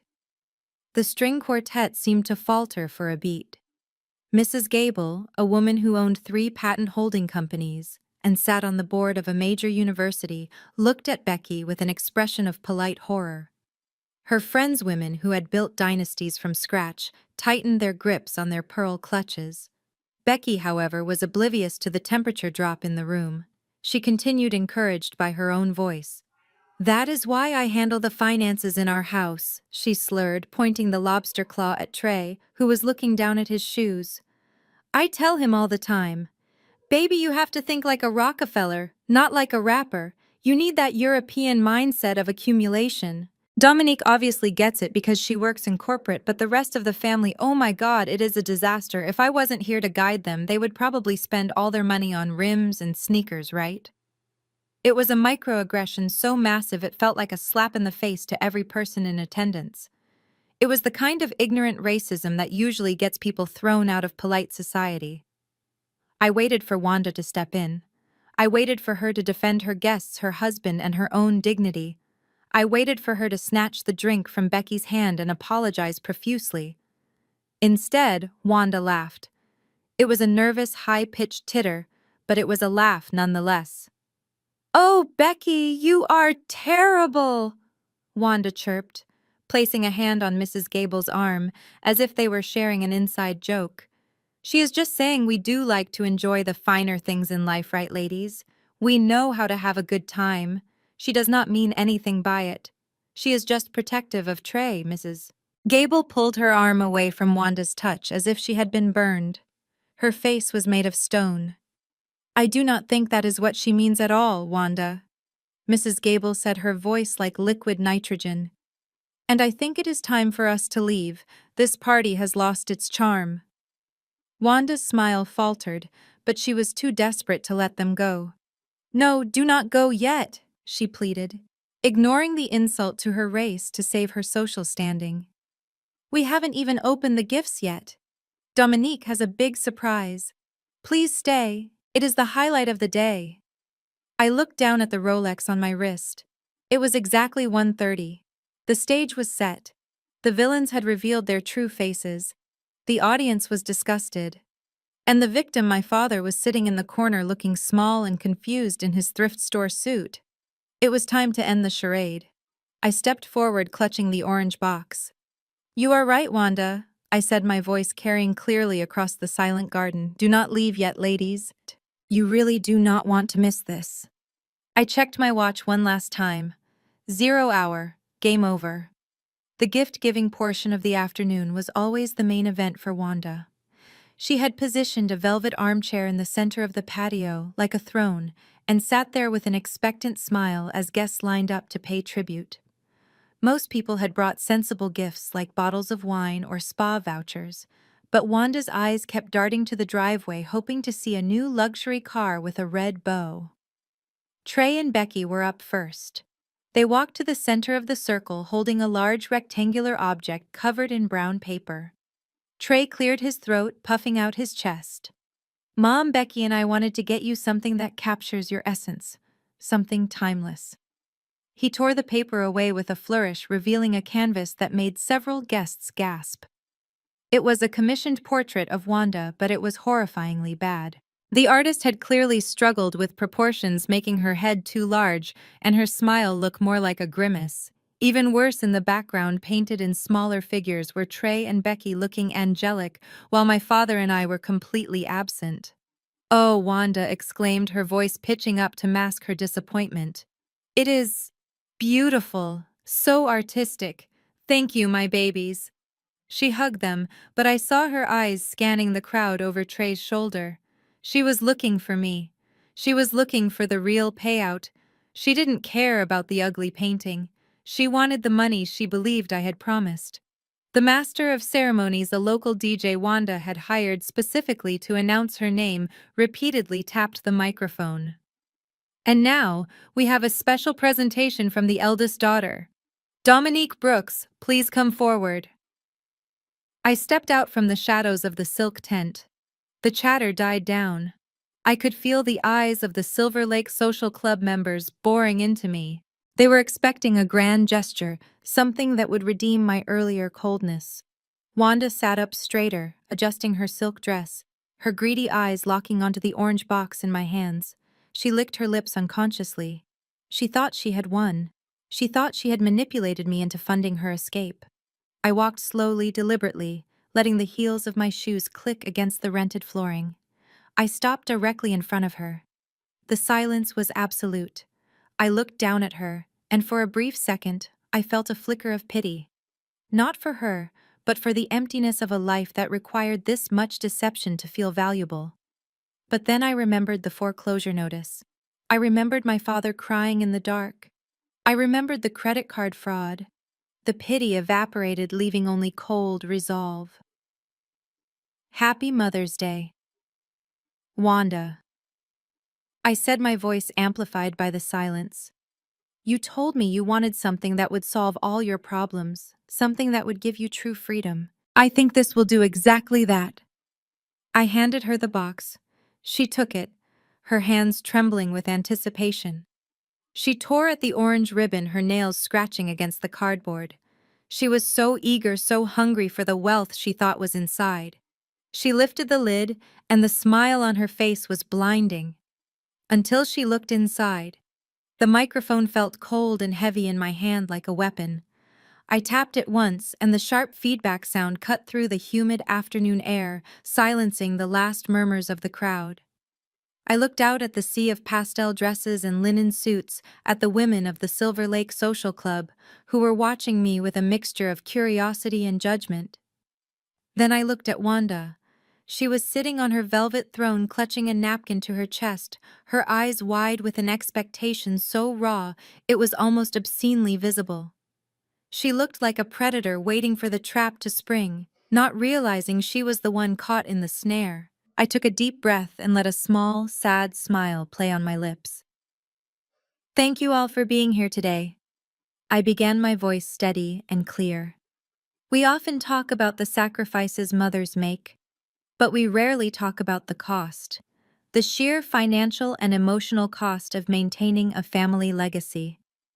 Wanda nodded solemnly, dabbing at a dry eye with her napkin, performing the role of the martyred matriarch to perfection. The guests murmured in agreement, swaying to the rhythm of my words. I continued, stepping closer to the edge of the platform. Growing up, Wanda taught me a very valuable lesson. She taught me that everything in this life has a price tag. She taught me that you cannot get something for nothing, and that eventually every debt must be paid. She looked at the world not just as a place to live, but as a series of transactions. And she is right. You cannot build a future without securing your assets. You cannot enjoy the luxury of peace without first paying the bill, Mrs. Gable nodded approvingly, likely thinking I was praising Wanda's business acumen. Wanda herself was beaming, looking around the room to ensure everyone was witnessing this vindication. She thought I was eulogizing her wisdom. She did not understand that I was reading her indictment. I looked directly at her, locking eyes with the woman who had tormented my childhood and was currently trying to bankrupt my father.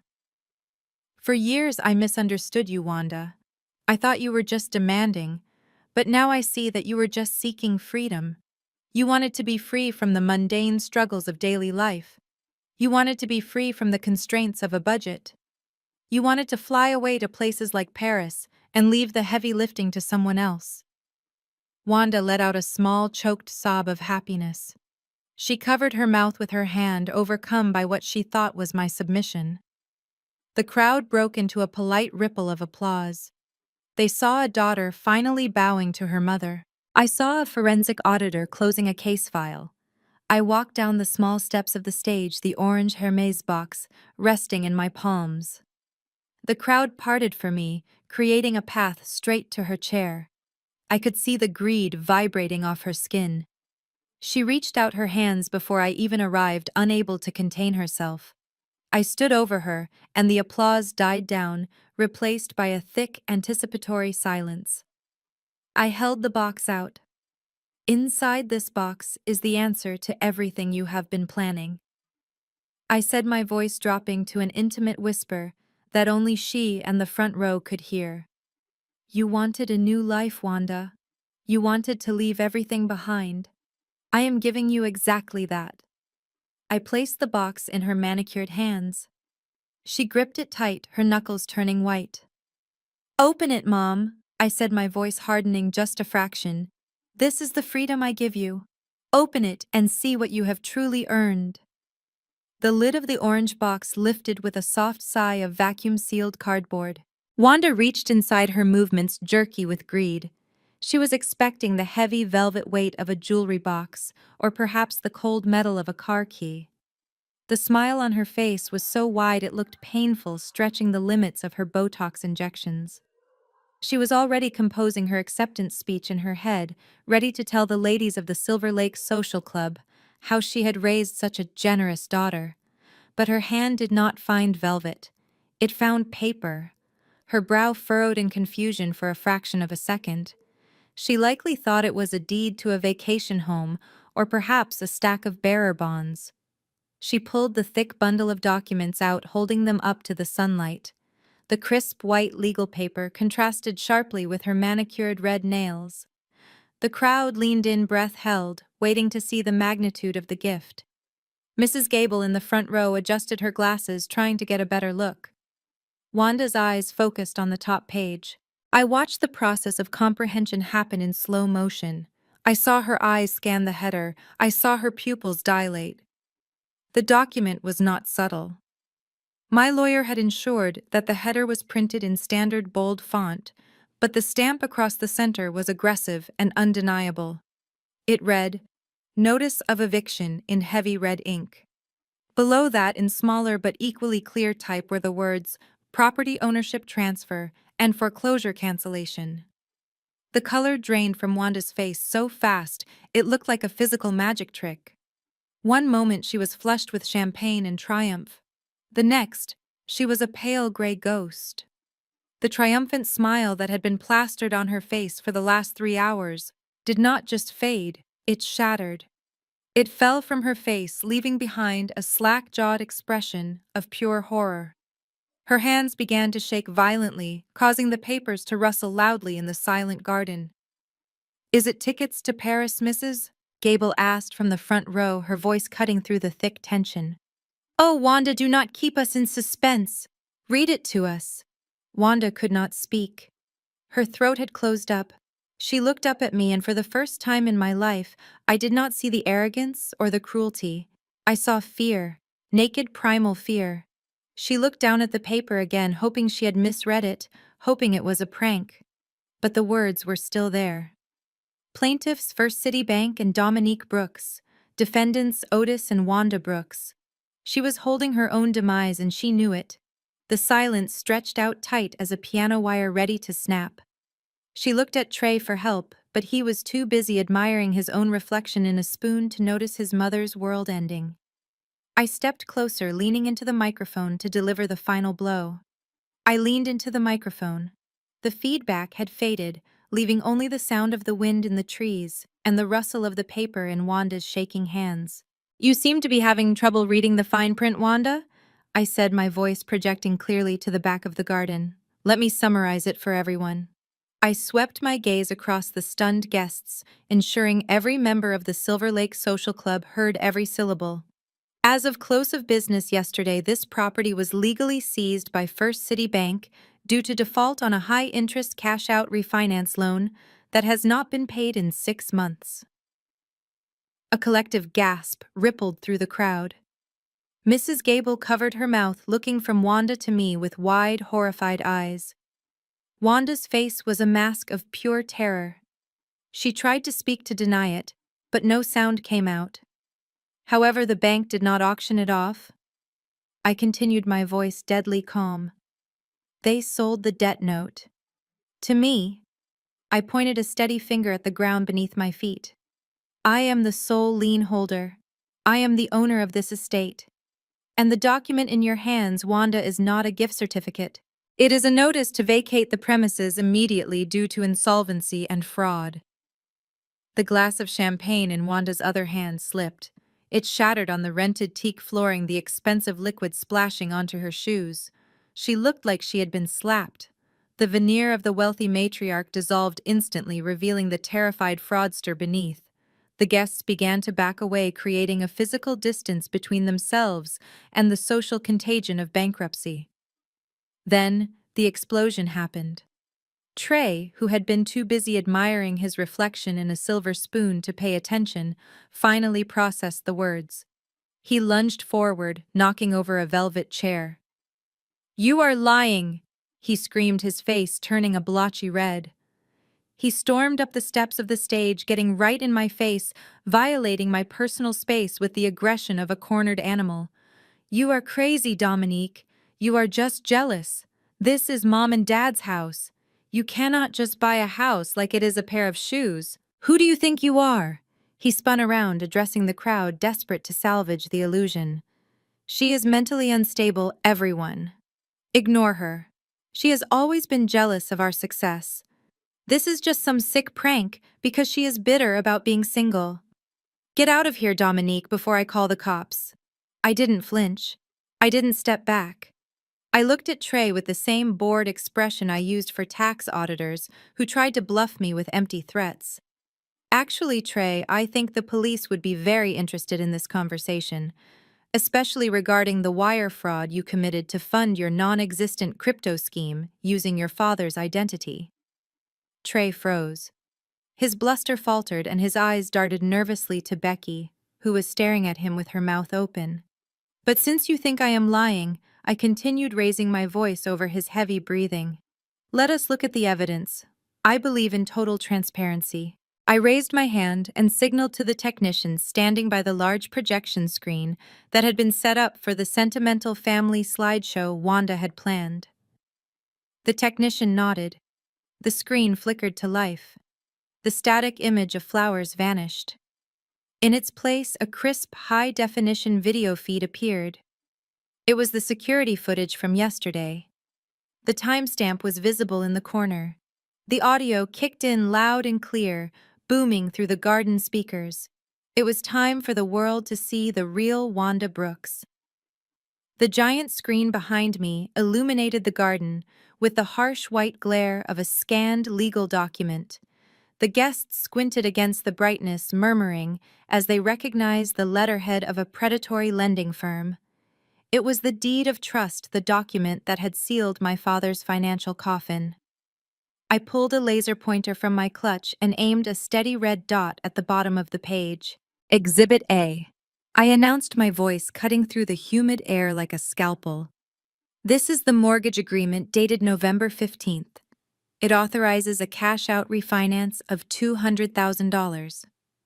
I moved the red dot to the signature line.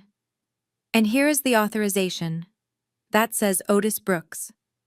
But look closer." I magnified the image on the screen. "My father has severe arthritis in his right hand. He struggles to hold a coffee cup, let alone sign his name with such elegant fluid loops. This signature does not have the tremors of an 80-year-old man. It has the flourish of a desperate woman." I turned to look at Wanda, who was now gripping the armrests of her velvet chair so hard her knuckles were white. "You forged his signature, Wanda. You committed felony fraud to strip the equity from the home he worked 30 years to pay off." Wanda opened her mouth to speak, likely to scream another lie, but I did not give her the chance. I clicked the remote in my hand. The image on the screen shifted. The loan document disappeared, replaced by a complex spreadsheet. Rows and columns of numbers filled the display. But the fraud is only the method. I continued, pacing slowly across the stage. The real story is the motive. $200,000 deposited into the joint account on November 16th. By April 1st, the balance was zero. As a forensic auditor, my job is simple. I follow the money. So let us see where the house went. I clicked the remote again, highlighting the first major transaction in neon yellow. November 17th, wire transfer, $50,000 to TB Ventures, LLC. I looked at Trey. He was sweating now, the perspiration soaking through his tight suit. TB Ventures stands for Trey Brooks. Ventures, doesn't it, Trey? You told everyone you secured an angel investor for your crypto platform. You did not tell them the angel was your stepfather's roof. The crowd gasped. Mrs. Gable turned to look at Trey with undisguised disgust. I clicked again. December 3rd. $30,000 transferred to an account ending in 409. That account belongs to Rebecca Smith. I looked at Becky, who was trembling next to the dessert table. You told us your parents sent you money for a new car. You were lying. You were driving a vehicle paid for by the elderly man you just mocked for being poor. I clicked rapidly now, bringing up charge after charge. $20,000 to Serenity Spa. $15,000 to Saks Fifth Avenue. $10,000 for first-class tickets to Tulum. You did not use a dime of this money for the house Wanda. You did not fix the roof. You did not repair the plumbing. You ate this house. You wore it. You drank it. And now you have nothing left to show for it but a closet full of clothes and a criminal record. I took my eyes off the damning spreadsheet and looked for the only person in the garden who mattered. My father was standing near the ice sculpture, his plate of untouched lobster trembling in his hand. He was staring up at the screen at the magnified image of the forged signature that bore his name. I watched the color drain from his face until he looked like a ghost haunting his own life. He wasn't looking at numbers. He was looking at 10 years of betrayal. He looked down at his suit, the polyester blend he had been so proud of, and then back at Wanda. The realization didn't hit him like a wave. It hit him like a bullet. The woman he had defended against me, the woman he had gone into debt for, hadn't just made a mistake. She had systematically liquidated his existence. He dropped the plate. The crash of porcelain shattering against the patio stones was louder than any scream. Wanda heard the crash and saw Otis's face. For a split second, panic flickered in her eyes, but it was quickly replaced by desperation. She realized the narrative was slipping away, and with it her freedom. She let out a feral shriek that sounded nothing like the refined society lady she pretended to be. "Turn it off!" she screamed, hitching up her expensive silk dress and charging toward the technical booth. "You are lying! This is all fake!" She lunged for the projector table, her red claws extended intent on ripping the cables out of the machine to make the truth disappear. But I had anticipated this. I nodded to the side of the stage. Two large men in dark suits, the security detail I had hired under the guise of parking attendants, stepped forward instantly. They formed a human wall between Wanda and the equipment. One of them caught her wrist mid-air, stopping her rampage with professional indifference. "Ma'am, you need to step back," the guard said, his voice low and firm. Wanda thrashed against his grip, her hair coming loose from its perfect bun. "Let me go. This is my house. That is my projector. I order you to turn it off." She was hysterical, a cornered animal, realizing the cage door had just locked. The chaos seemed to snap Becky out of her shock. Seeing her mother-in-law restrained triggered something in her alcohol-soaked brain. She threw her empty champagne glass onto the grass and stomped toward the stage, her face twisted into an ugly mask of self-righteous fury. "What is wrong with you?" she shrieked, her voice cracking as she pointed a shaking finger at me. "It is Mother's Day. Who does this? You invited all these people here. You paid for all this food just to ambush us. You are sick, Dominique. You are an absolute devil. Look at what you are doing to her. She is crying. She is your mother." I looked down at Becky, who was vibrating with misplaced indignation. She didn't care about the theft. She didn't care about the forgery. She only cared that the party was ruined. She was defending the indefensible because without Wanda's grift, Becky's free ride ended too. I didn't yell back. I just looked at her with pity. "She is not my mother, Becky," I said calmly into the microphone. "She is the defendant, and you are just collateral damage." I turned back to the technician. "Play the audio." The garden went deadly silent as the giant screen flickered from the spreadsheet to a live-action video feed. It was the footage from yesterday, crystal clear in high definition. The guests craned their necks, watching the scene unfold in the kitchen I had supposedly hired contractors to renovate. On screen, Wanda was leaning against the granite counter, holding a mimosa, looking at Trey with a conspiratorial smirk. The timestamp in the corner marked the time as 11:42 a.m. I nodded to the technician and he pushed the volume slider to the max. Wanda's voice boomed through the high-end speakers I had paid for, clearer than it had ever been in real life. "He is such a useless old fool," the digital Wanda sneered, swirling her drink. "Otis actually thanked me for the suit. Can you believe it?" He stood there with tears in his eyes. "He is so pathetic." On the screen, Trey laughed, grabbing a shrimp. "You are cold, Mom. What happens when the bank comes on Monday?" The digital Wanda waved her hand dismissively. "Who cares? By the time the sheriff kicks the door down, we will be over the Atlantic. I got him to sign the papers last week while he was groggy from his meds. He thought it was just updated insurance forms. He signed his own life away and didn't even read the fine print. We take the cash, we go to Paris, and we let the state deal with him. He is dead weight, Trey. I am done pretending to be a nursemaid to a pauper." The audio cut out as the technician paused the frame on Wanda's sneering face. The reaction in the garden was visceral. It wasn't just a gasp. It was a collective recoil, as if a physical blow had struck the crowd. Mrs. Gable looked physically ill, her hand flying to her throat. The ladies of the Silver Lake Social Club, who tolerated gossip but despised cruelty, stared at Wanda with unmasked revulsion. There was no spinning this. There was no misunderstanding. They had just heard her confess to fraud, elder abuse, and premeditated abandonment in her own voice. Wanda stood frozen near the stage, her face stripping of all color until she looked like a wax figure melting in the heat. She didn't scream this time. She didn't fight the guards. She just stared at the screen, realizing that the insurance she had bragged about was actually her own indictment. But the most devastating sound wasn't the video. It was a low, strangled cry from the back of the room. I turned just in time to see my father.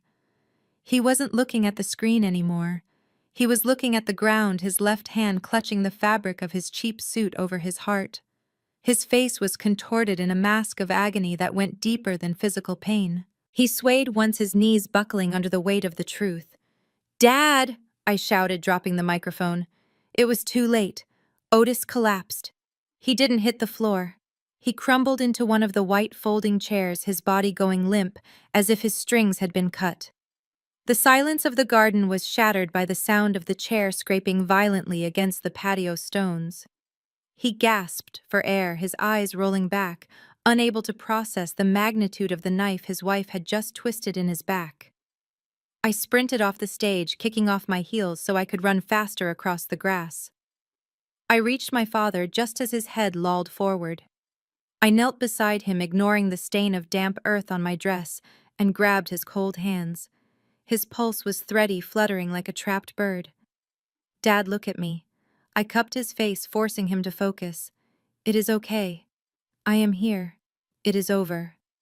He blinked, his eyes swimming with tears. He looked past me at Wanda, who was standing motionless by the projector, and a sob raked his chest. "She sold me out, Dom," he whispered, his voice broken. "She was going to leave me." I pulled him into a hug, shielding him from the stares of the crowd. "I know, Dad, but she can't hurt you anymore. You are safe now." I signaled to the paramedics I had on standby in the driveway, another precaution I had taken, knowing the shock might be too much for him. As the medics moved in to check his vitals, I stood up. The fear and sadness in my chest evaporated, replaced by a cold, white-hot fury. I turned to face the trio of parasites standing by the buffet table. The guests had backed away, leaving Wanda, Trey, and Becky isolated on an island of shame. Wanda was trembling, her makeup running in dark streaks. Trey looked ready to bolt. Becky was sobbing, clutching her Chanel bag, my old bag, like a life preserver. I did not scream. I did not shout. I used the voice I reserved for hostile takeovers. "Listen to me very carefully," I said, my voice cutting through the garden. "My father is leaving with me. He will never spend another night under this roof with the people who plotted to destroy him." Wanda took a step forward, her hands shaking. Dominique, please. We can talk about this. We are family. I laughed, a sharp, humorless sound. Family. You forfeited that title when you signed that fraudulent loan. You are not family, you are trespassers. I pointed to the ground. This house belongs to me now. Every brick, every beam, every blade of grass. You have exactly 60 minutes to pack your personal effects and get off my property. Trey stepped forward, trying to muster some bravado. You can't do that. We have rights. You have to give us 30 days' notice. I shook my head slowly. You really should read the paperwork, Trey. This isn't a standard eviction. This is an immediate removal due to criminal activity on the premises. I have the police on speed dial, and I have the evidence of wire fraud queued up on that screen. You can leave in your car, or you can leave in a squad car. It is your choice. I turned to the large security guards standing by the gate. Escort them inside, watch them pack. If they try to take anything that isn't clothing or toiletries, if they touch a single piece of furniture, electronics, or silverware, detain them for theft. Wanda looked at the guards, then at the horrified faces of her society friends, and finally at me. She realized there was no charm left to work. The game was over. She slumped, looking suddenly old and small. I walked over to the banquet table where the uneaten lobster and warm champagne sat as a testament to their greed. I was still holding the thick packet of legal documents. I slammed the eviction notice down onto a platter of untouched shrimp. The sauce splattered onto the white tablecloth like blood. Here is your party favor, Wanda. Take it. Get out of my house. And do not let the door hit you on the way to the street. The silence that followed the crashing of the eviction notice was short-lived. It was broken by the sound of silk tearing as Wanda threw herself to her knees. The dignity she had worn like a costume for decades evaporated instantly. She crawled across the rented teak flooring, ignoring the lobster sauce staining her dress, and reached for my father's legs.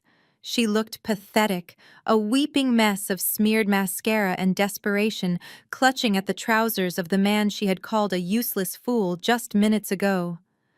"Otis, baby, listen to me," she wailed, her voice cracking into a shrill plea. "It wasn't my idea. I swear on my life. It was Trey. He made me do it. He said he was in trouble with bad people. He said they would hurt us if I didn't get the money. I did it to protect you, Otis. I was trying to save our family from his mistakes." The audacity of the lie was breathtaking. I watched Trey's face turn a deep, violacious purple. The business mogul act vanished, replaced by the cornered rat he truly was. He kicked a chair aside and pointed a shaking finger at his mother. "You are a liar," he screamed, his voice cracking. "You came to me with the plan. You said you were tired of waiting for him to die. And don't look at me like that, Dom. I didn't spend the money. It was Becky. She is the one who needed the new car. She is the one who demanded the first-class trips. She told me she would leave me if I didn't upgrade her lifestyle. I was just trying to keep my wife happy." Becky gasped, her mouth dropping open in genuine shock. She swung her Chanel bag, hitting Trey squarely in the chest. "You spineless coward! You told me you were a crypto millionaire. You told me that money was your bonus. I didn't know you were stealing from a pensioner. Do not drag me into your felony." It was a shark tank where the sharks had started eating each other. They stood in a triangle of hate-screaming accusations, revealing every ugly truth they had hidden behind their fake smiles. The air was thick with their venom. Around them, the garden had turned into a spectacle. The members of the Silver Lake Social Club were no longer polite guests. They were an audience witnessing a train wreck. Mrs. Gable, the woman whose approval Wanda had craved above all else, held up her iPhone. She wasn't calling the police. She was live streaming. I could see the red recording dot blinking. Within minutes, the video of Wanda Brooks groveling in lobster sauce while her family tore itself apart would be circulating through every country club in Atlanta. Their social death was happening in real-time broadcast to the very world they tried so hard to impress. My father watched them for a long moment, his chest heaving. The paramedics hovered nearby, but he waved them off. He looked at the woman on her knees, then at the son screaming at his wife. The confusion in his eyes cleared, replaced by a cold, absolute clarity. He reached for his left hand. With a slow, deliberate movement, he twisted the gold band that had sat on his finger for 12 years. It was tight, but he pulled it off with a grunt of effort. He looked at the ring, then looked down at Wanda. He didn't shout. He didn't cry. He simply flicked his wrist. The ring hit Wanda in the forehead with a dull thwack and bounced onto the sauce-stained tablecloth. "It is over, Wanda," he said, his voice raspy but unbreakable. "You wanted to be free. You are free. Now get out of my daughter's house." The wail of sirens cut through the humid afternoon air, effectively silencing the family feud. I checked my watch. The response time was impeccable. 2 squad cars screeched into the driveway, their blue and red lights reflecting off the silver ice bucket and the tear-streaked faces of my relatives. I had called the precinct non-emergency line 30 minutes ago to report a potential domestic disturbance, but given Trey's escalation, the officers arrived ready for a fight. Trey saw the uniforms and his eyes went wild. He looked from the approaching officers to me, and I saw the exact moment his self-preservation instinct snapped into violent rage. He decided that if he was going down, he was taking me with him. "You did this," he roared, his veins bulging in his neck. "You ruined my life, you witch!" He lunged at me. It was a clumsy, desperate charge fueled by adrenaline and humiliation. The crowd screamed. My father tried to stand up to protect me, but he was too weak. I stood my ground, not because I was brave, but because I saw the officer behind him. Before Trey could get within 5 feet of me, a taser dart hit his shoulder. He convulsed and hit the deck hard, face planting into the rented flooring. 2 officers were on him instantly, knees and his back zip ties securing his wrists behind him. "Get off me!" he screamed, spitting grass and dirt. "I did nothing wrong. This is a family dispute." The lead officer hauled him up by his collar. "Actually, Mr. Brooks, this is a bit more than a dispute. We ran your plates when we pulled up, and then we ran your name. You have an outstanding felony warrant out of Florida for investment fraud. Looks like you skipped bail on a Ponzi scheme charge 2 years ago." I smiled calmly. I had forwarded that information to the district attorney's office while Wanda was opening her gift. It was the final loose end tied up in a neat bow. Trey went limp as the reality of prison time washed over him. The officers dragged him toward the patrol car past the horrified guests who were capturing every second on their smartphones. Wanda and Becky were next. They were not in handcuffs, but their punishment was perhaps worse. An officer approached them, his hand resting on his belt. "Ladies, the owner has requested you vacate the property immediately. You have 5 minutes to grab your purses and leave, or we will charge you with criminal trespass." Wanda looked at her society friends, hoping for a savior, but they all looked away, pretending to inspect their manicures. She had become a social leper in the span of an hour. She grabbed her purse, clutching it like a shield, and began the long walk down the driveway.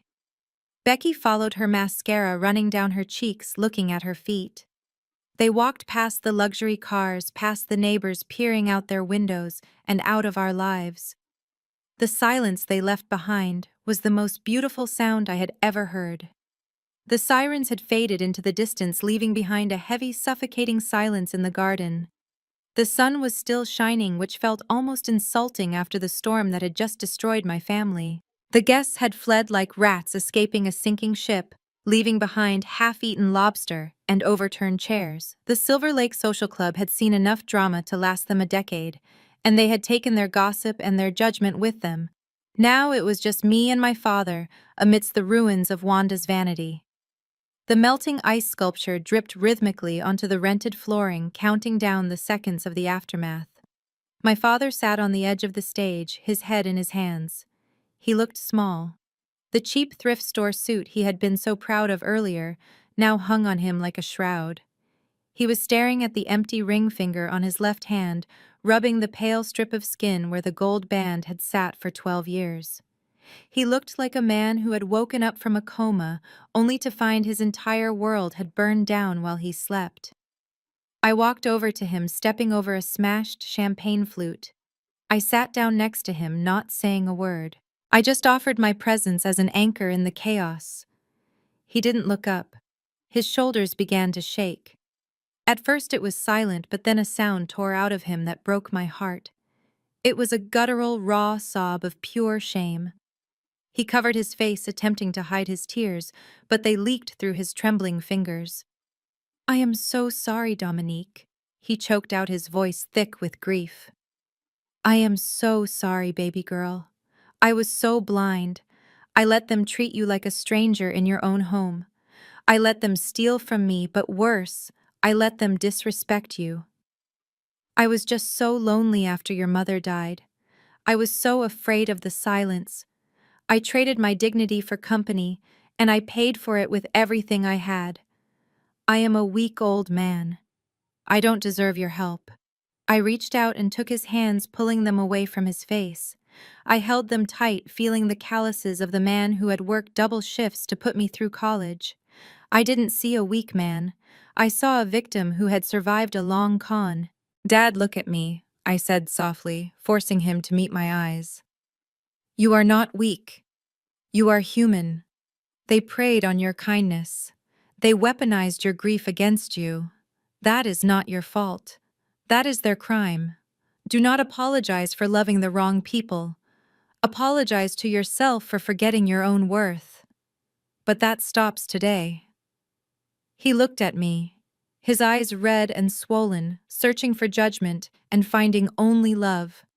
"You really bought the house?" he asked, his voice trembling. "You really saved me." I smiled, wiping a tear from his cheek. "I bought the house, Dad. But I didn't do it to keep it. This place is poisoned with bad memories. We are going to sell it. We are going to get you a condo downtown near my office.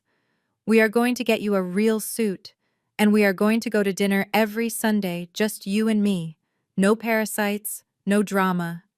I stood up and pulled him to his feet. He leaned on me, heavy with exhaustion, but standing upright. I looked around the wrecked garden one last time. The eviction notice was still lying on the table, a tombstone for the Brooks family drama. "Let us go home, Dad," I said, guiding him toward the gate. "We are starting over. Right now. 3 months is not a long time in the grand scheme of the universe, but it is long enough for gravity to completely crush a house of cards."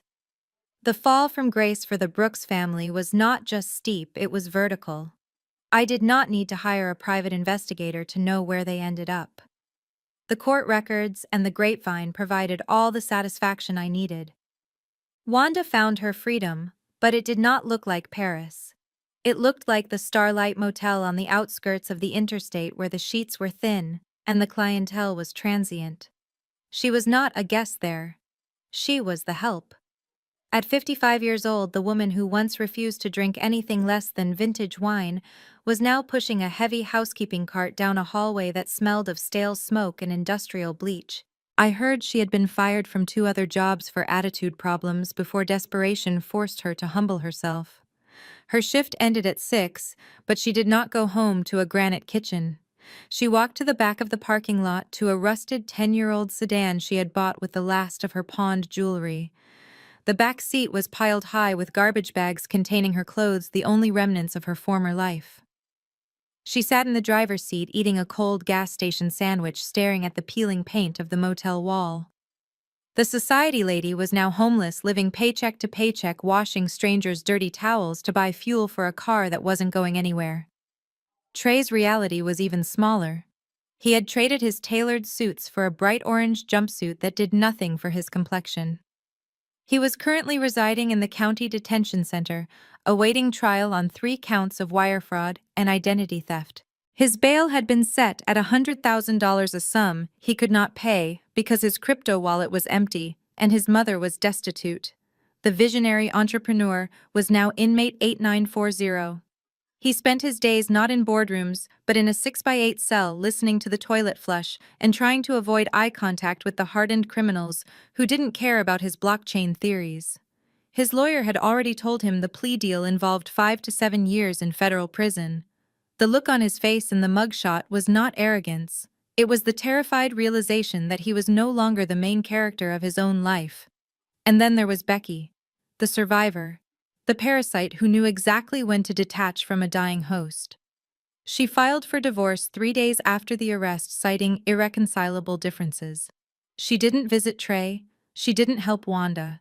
She packed her fake designer bags and retreated to the safety of her parents' basement in the suburbs. She was back to being a child screaming at her own mother for buying the wrong brand of oat milk while scrolling through dating apps looking for the next man to fund her lifestyle.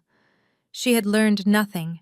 She was just waiting for the next opportunity to bleed someone dry. They were all exactly where they belonged. Scattered, broken, and irrelevant. They had wanted the world without working for it, and the world had responded by taking everything back. I closed the file on my laptop and took a sip of my coffee. The audit was finally complete. The balance sheet was zeroed out. Justice, it turned out, was the only luxury they couldn't afford. The sold sign on the lawn of 42 Oak Street was not just a real estate transaction, it was an exorcism. I did not want to profit from the misery that had taken place within those walls, so I sold it below market value to a young couple who knew nothing of the fraud and heartbreak that had soaked into the floorboards. They saw a fixer-upper. I saw a crime scene. I signed the closing papers with a sense of immense relief, washing my hands of the physical tether to Wanda and her greed. We moved 2 weeks later. I bought a villa in the hills, a gated sanctuary with floor-to-ceiling windows that let in the light my father had been denied for so long. The deed was firmly in my name, a non-negotiable protective measure to ensure that no one could ever sign his security away again. But the home was ours. I gave him the master suite on the ground floor overlooking the garden. When he first walked in, carrying the few boxes of personal items we had salvaged, he hesitated in the doorway, afraid to take up space. "It is too much, Dom," he whispered, looking at the marble floors. "I don't need all this luxury." I took his hand and led him inside. "You are not a guest here, Dad. You are the patriarch. This is what respect looks like." The first month was about deprogramming. Otis was like a prisoner of war adjusting to freedom. He would flinch when the phone rang, terrified it was a debt collector, or Wanda screaming for money. But slowly, the silence of the new house began to heal him. I established a new routine. Sunday mornings were no longer for dreading family drama. They were for education. We sat at the kitchen island with coffee, and I taught him everything Wanda had kept hidden. I showed him how to read a bank statement, how to track his pension, and how to identify phishing scams. At first he was ashamed of his ignorance, but that shame quickly turned into empowerment. He realized that money was not a mysterious monster, it was just math. For the first time in his life he knew exactly how much he had and where it was going. He was reclaiming his agency, one spreadsheet at a time. But the biggest change happened when I drove him to the local community center. He had resisted at first, convinced that everyone would judge him for his failed marriage. Instead, he found a group of retired veterans who didn't care about social climbing or designer labels.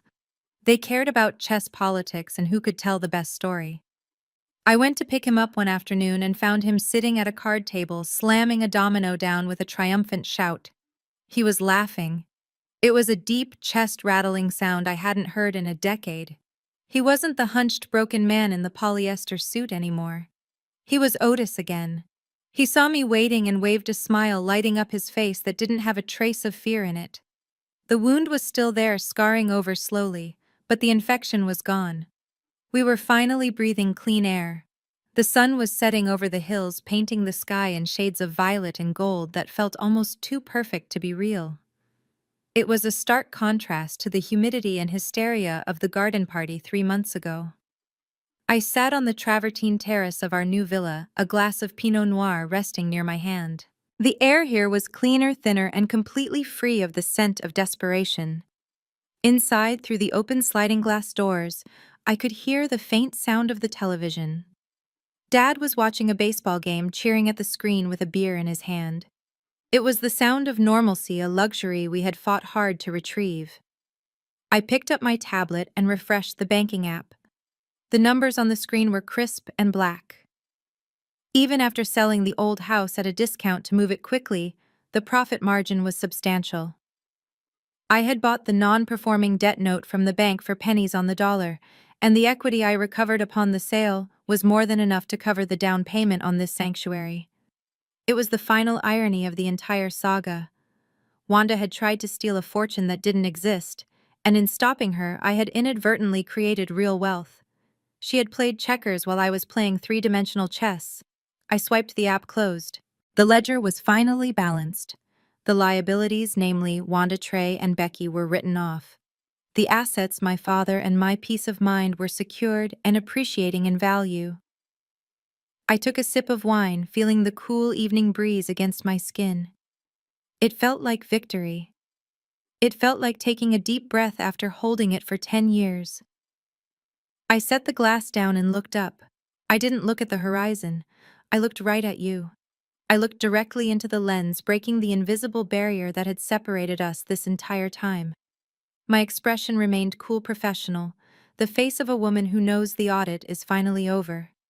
People love to say that money cannot buy happiness. I said, my voice calm and conversational. It is a comforting lie told by those who have never felt the crushing weight of financial helplessness. They tell you to focus on love, on family, on the intangible things. They tell you that wealth is the root of all evil. And sure, they have a point. Money cannot fix a broken heart. It cannot cure a terminal illness. It cannot buy you a personality. I leaned forward slightly, the ghost of a smile touching my lips. But let us be real for a second.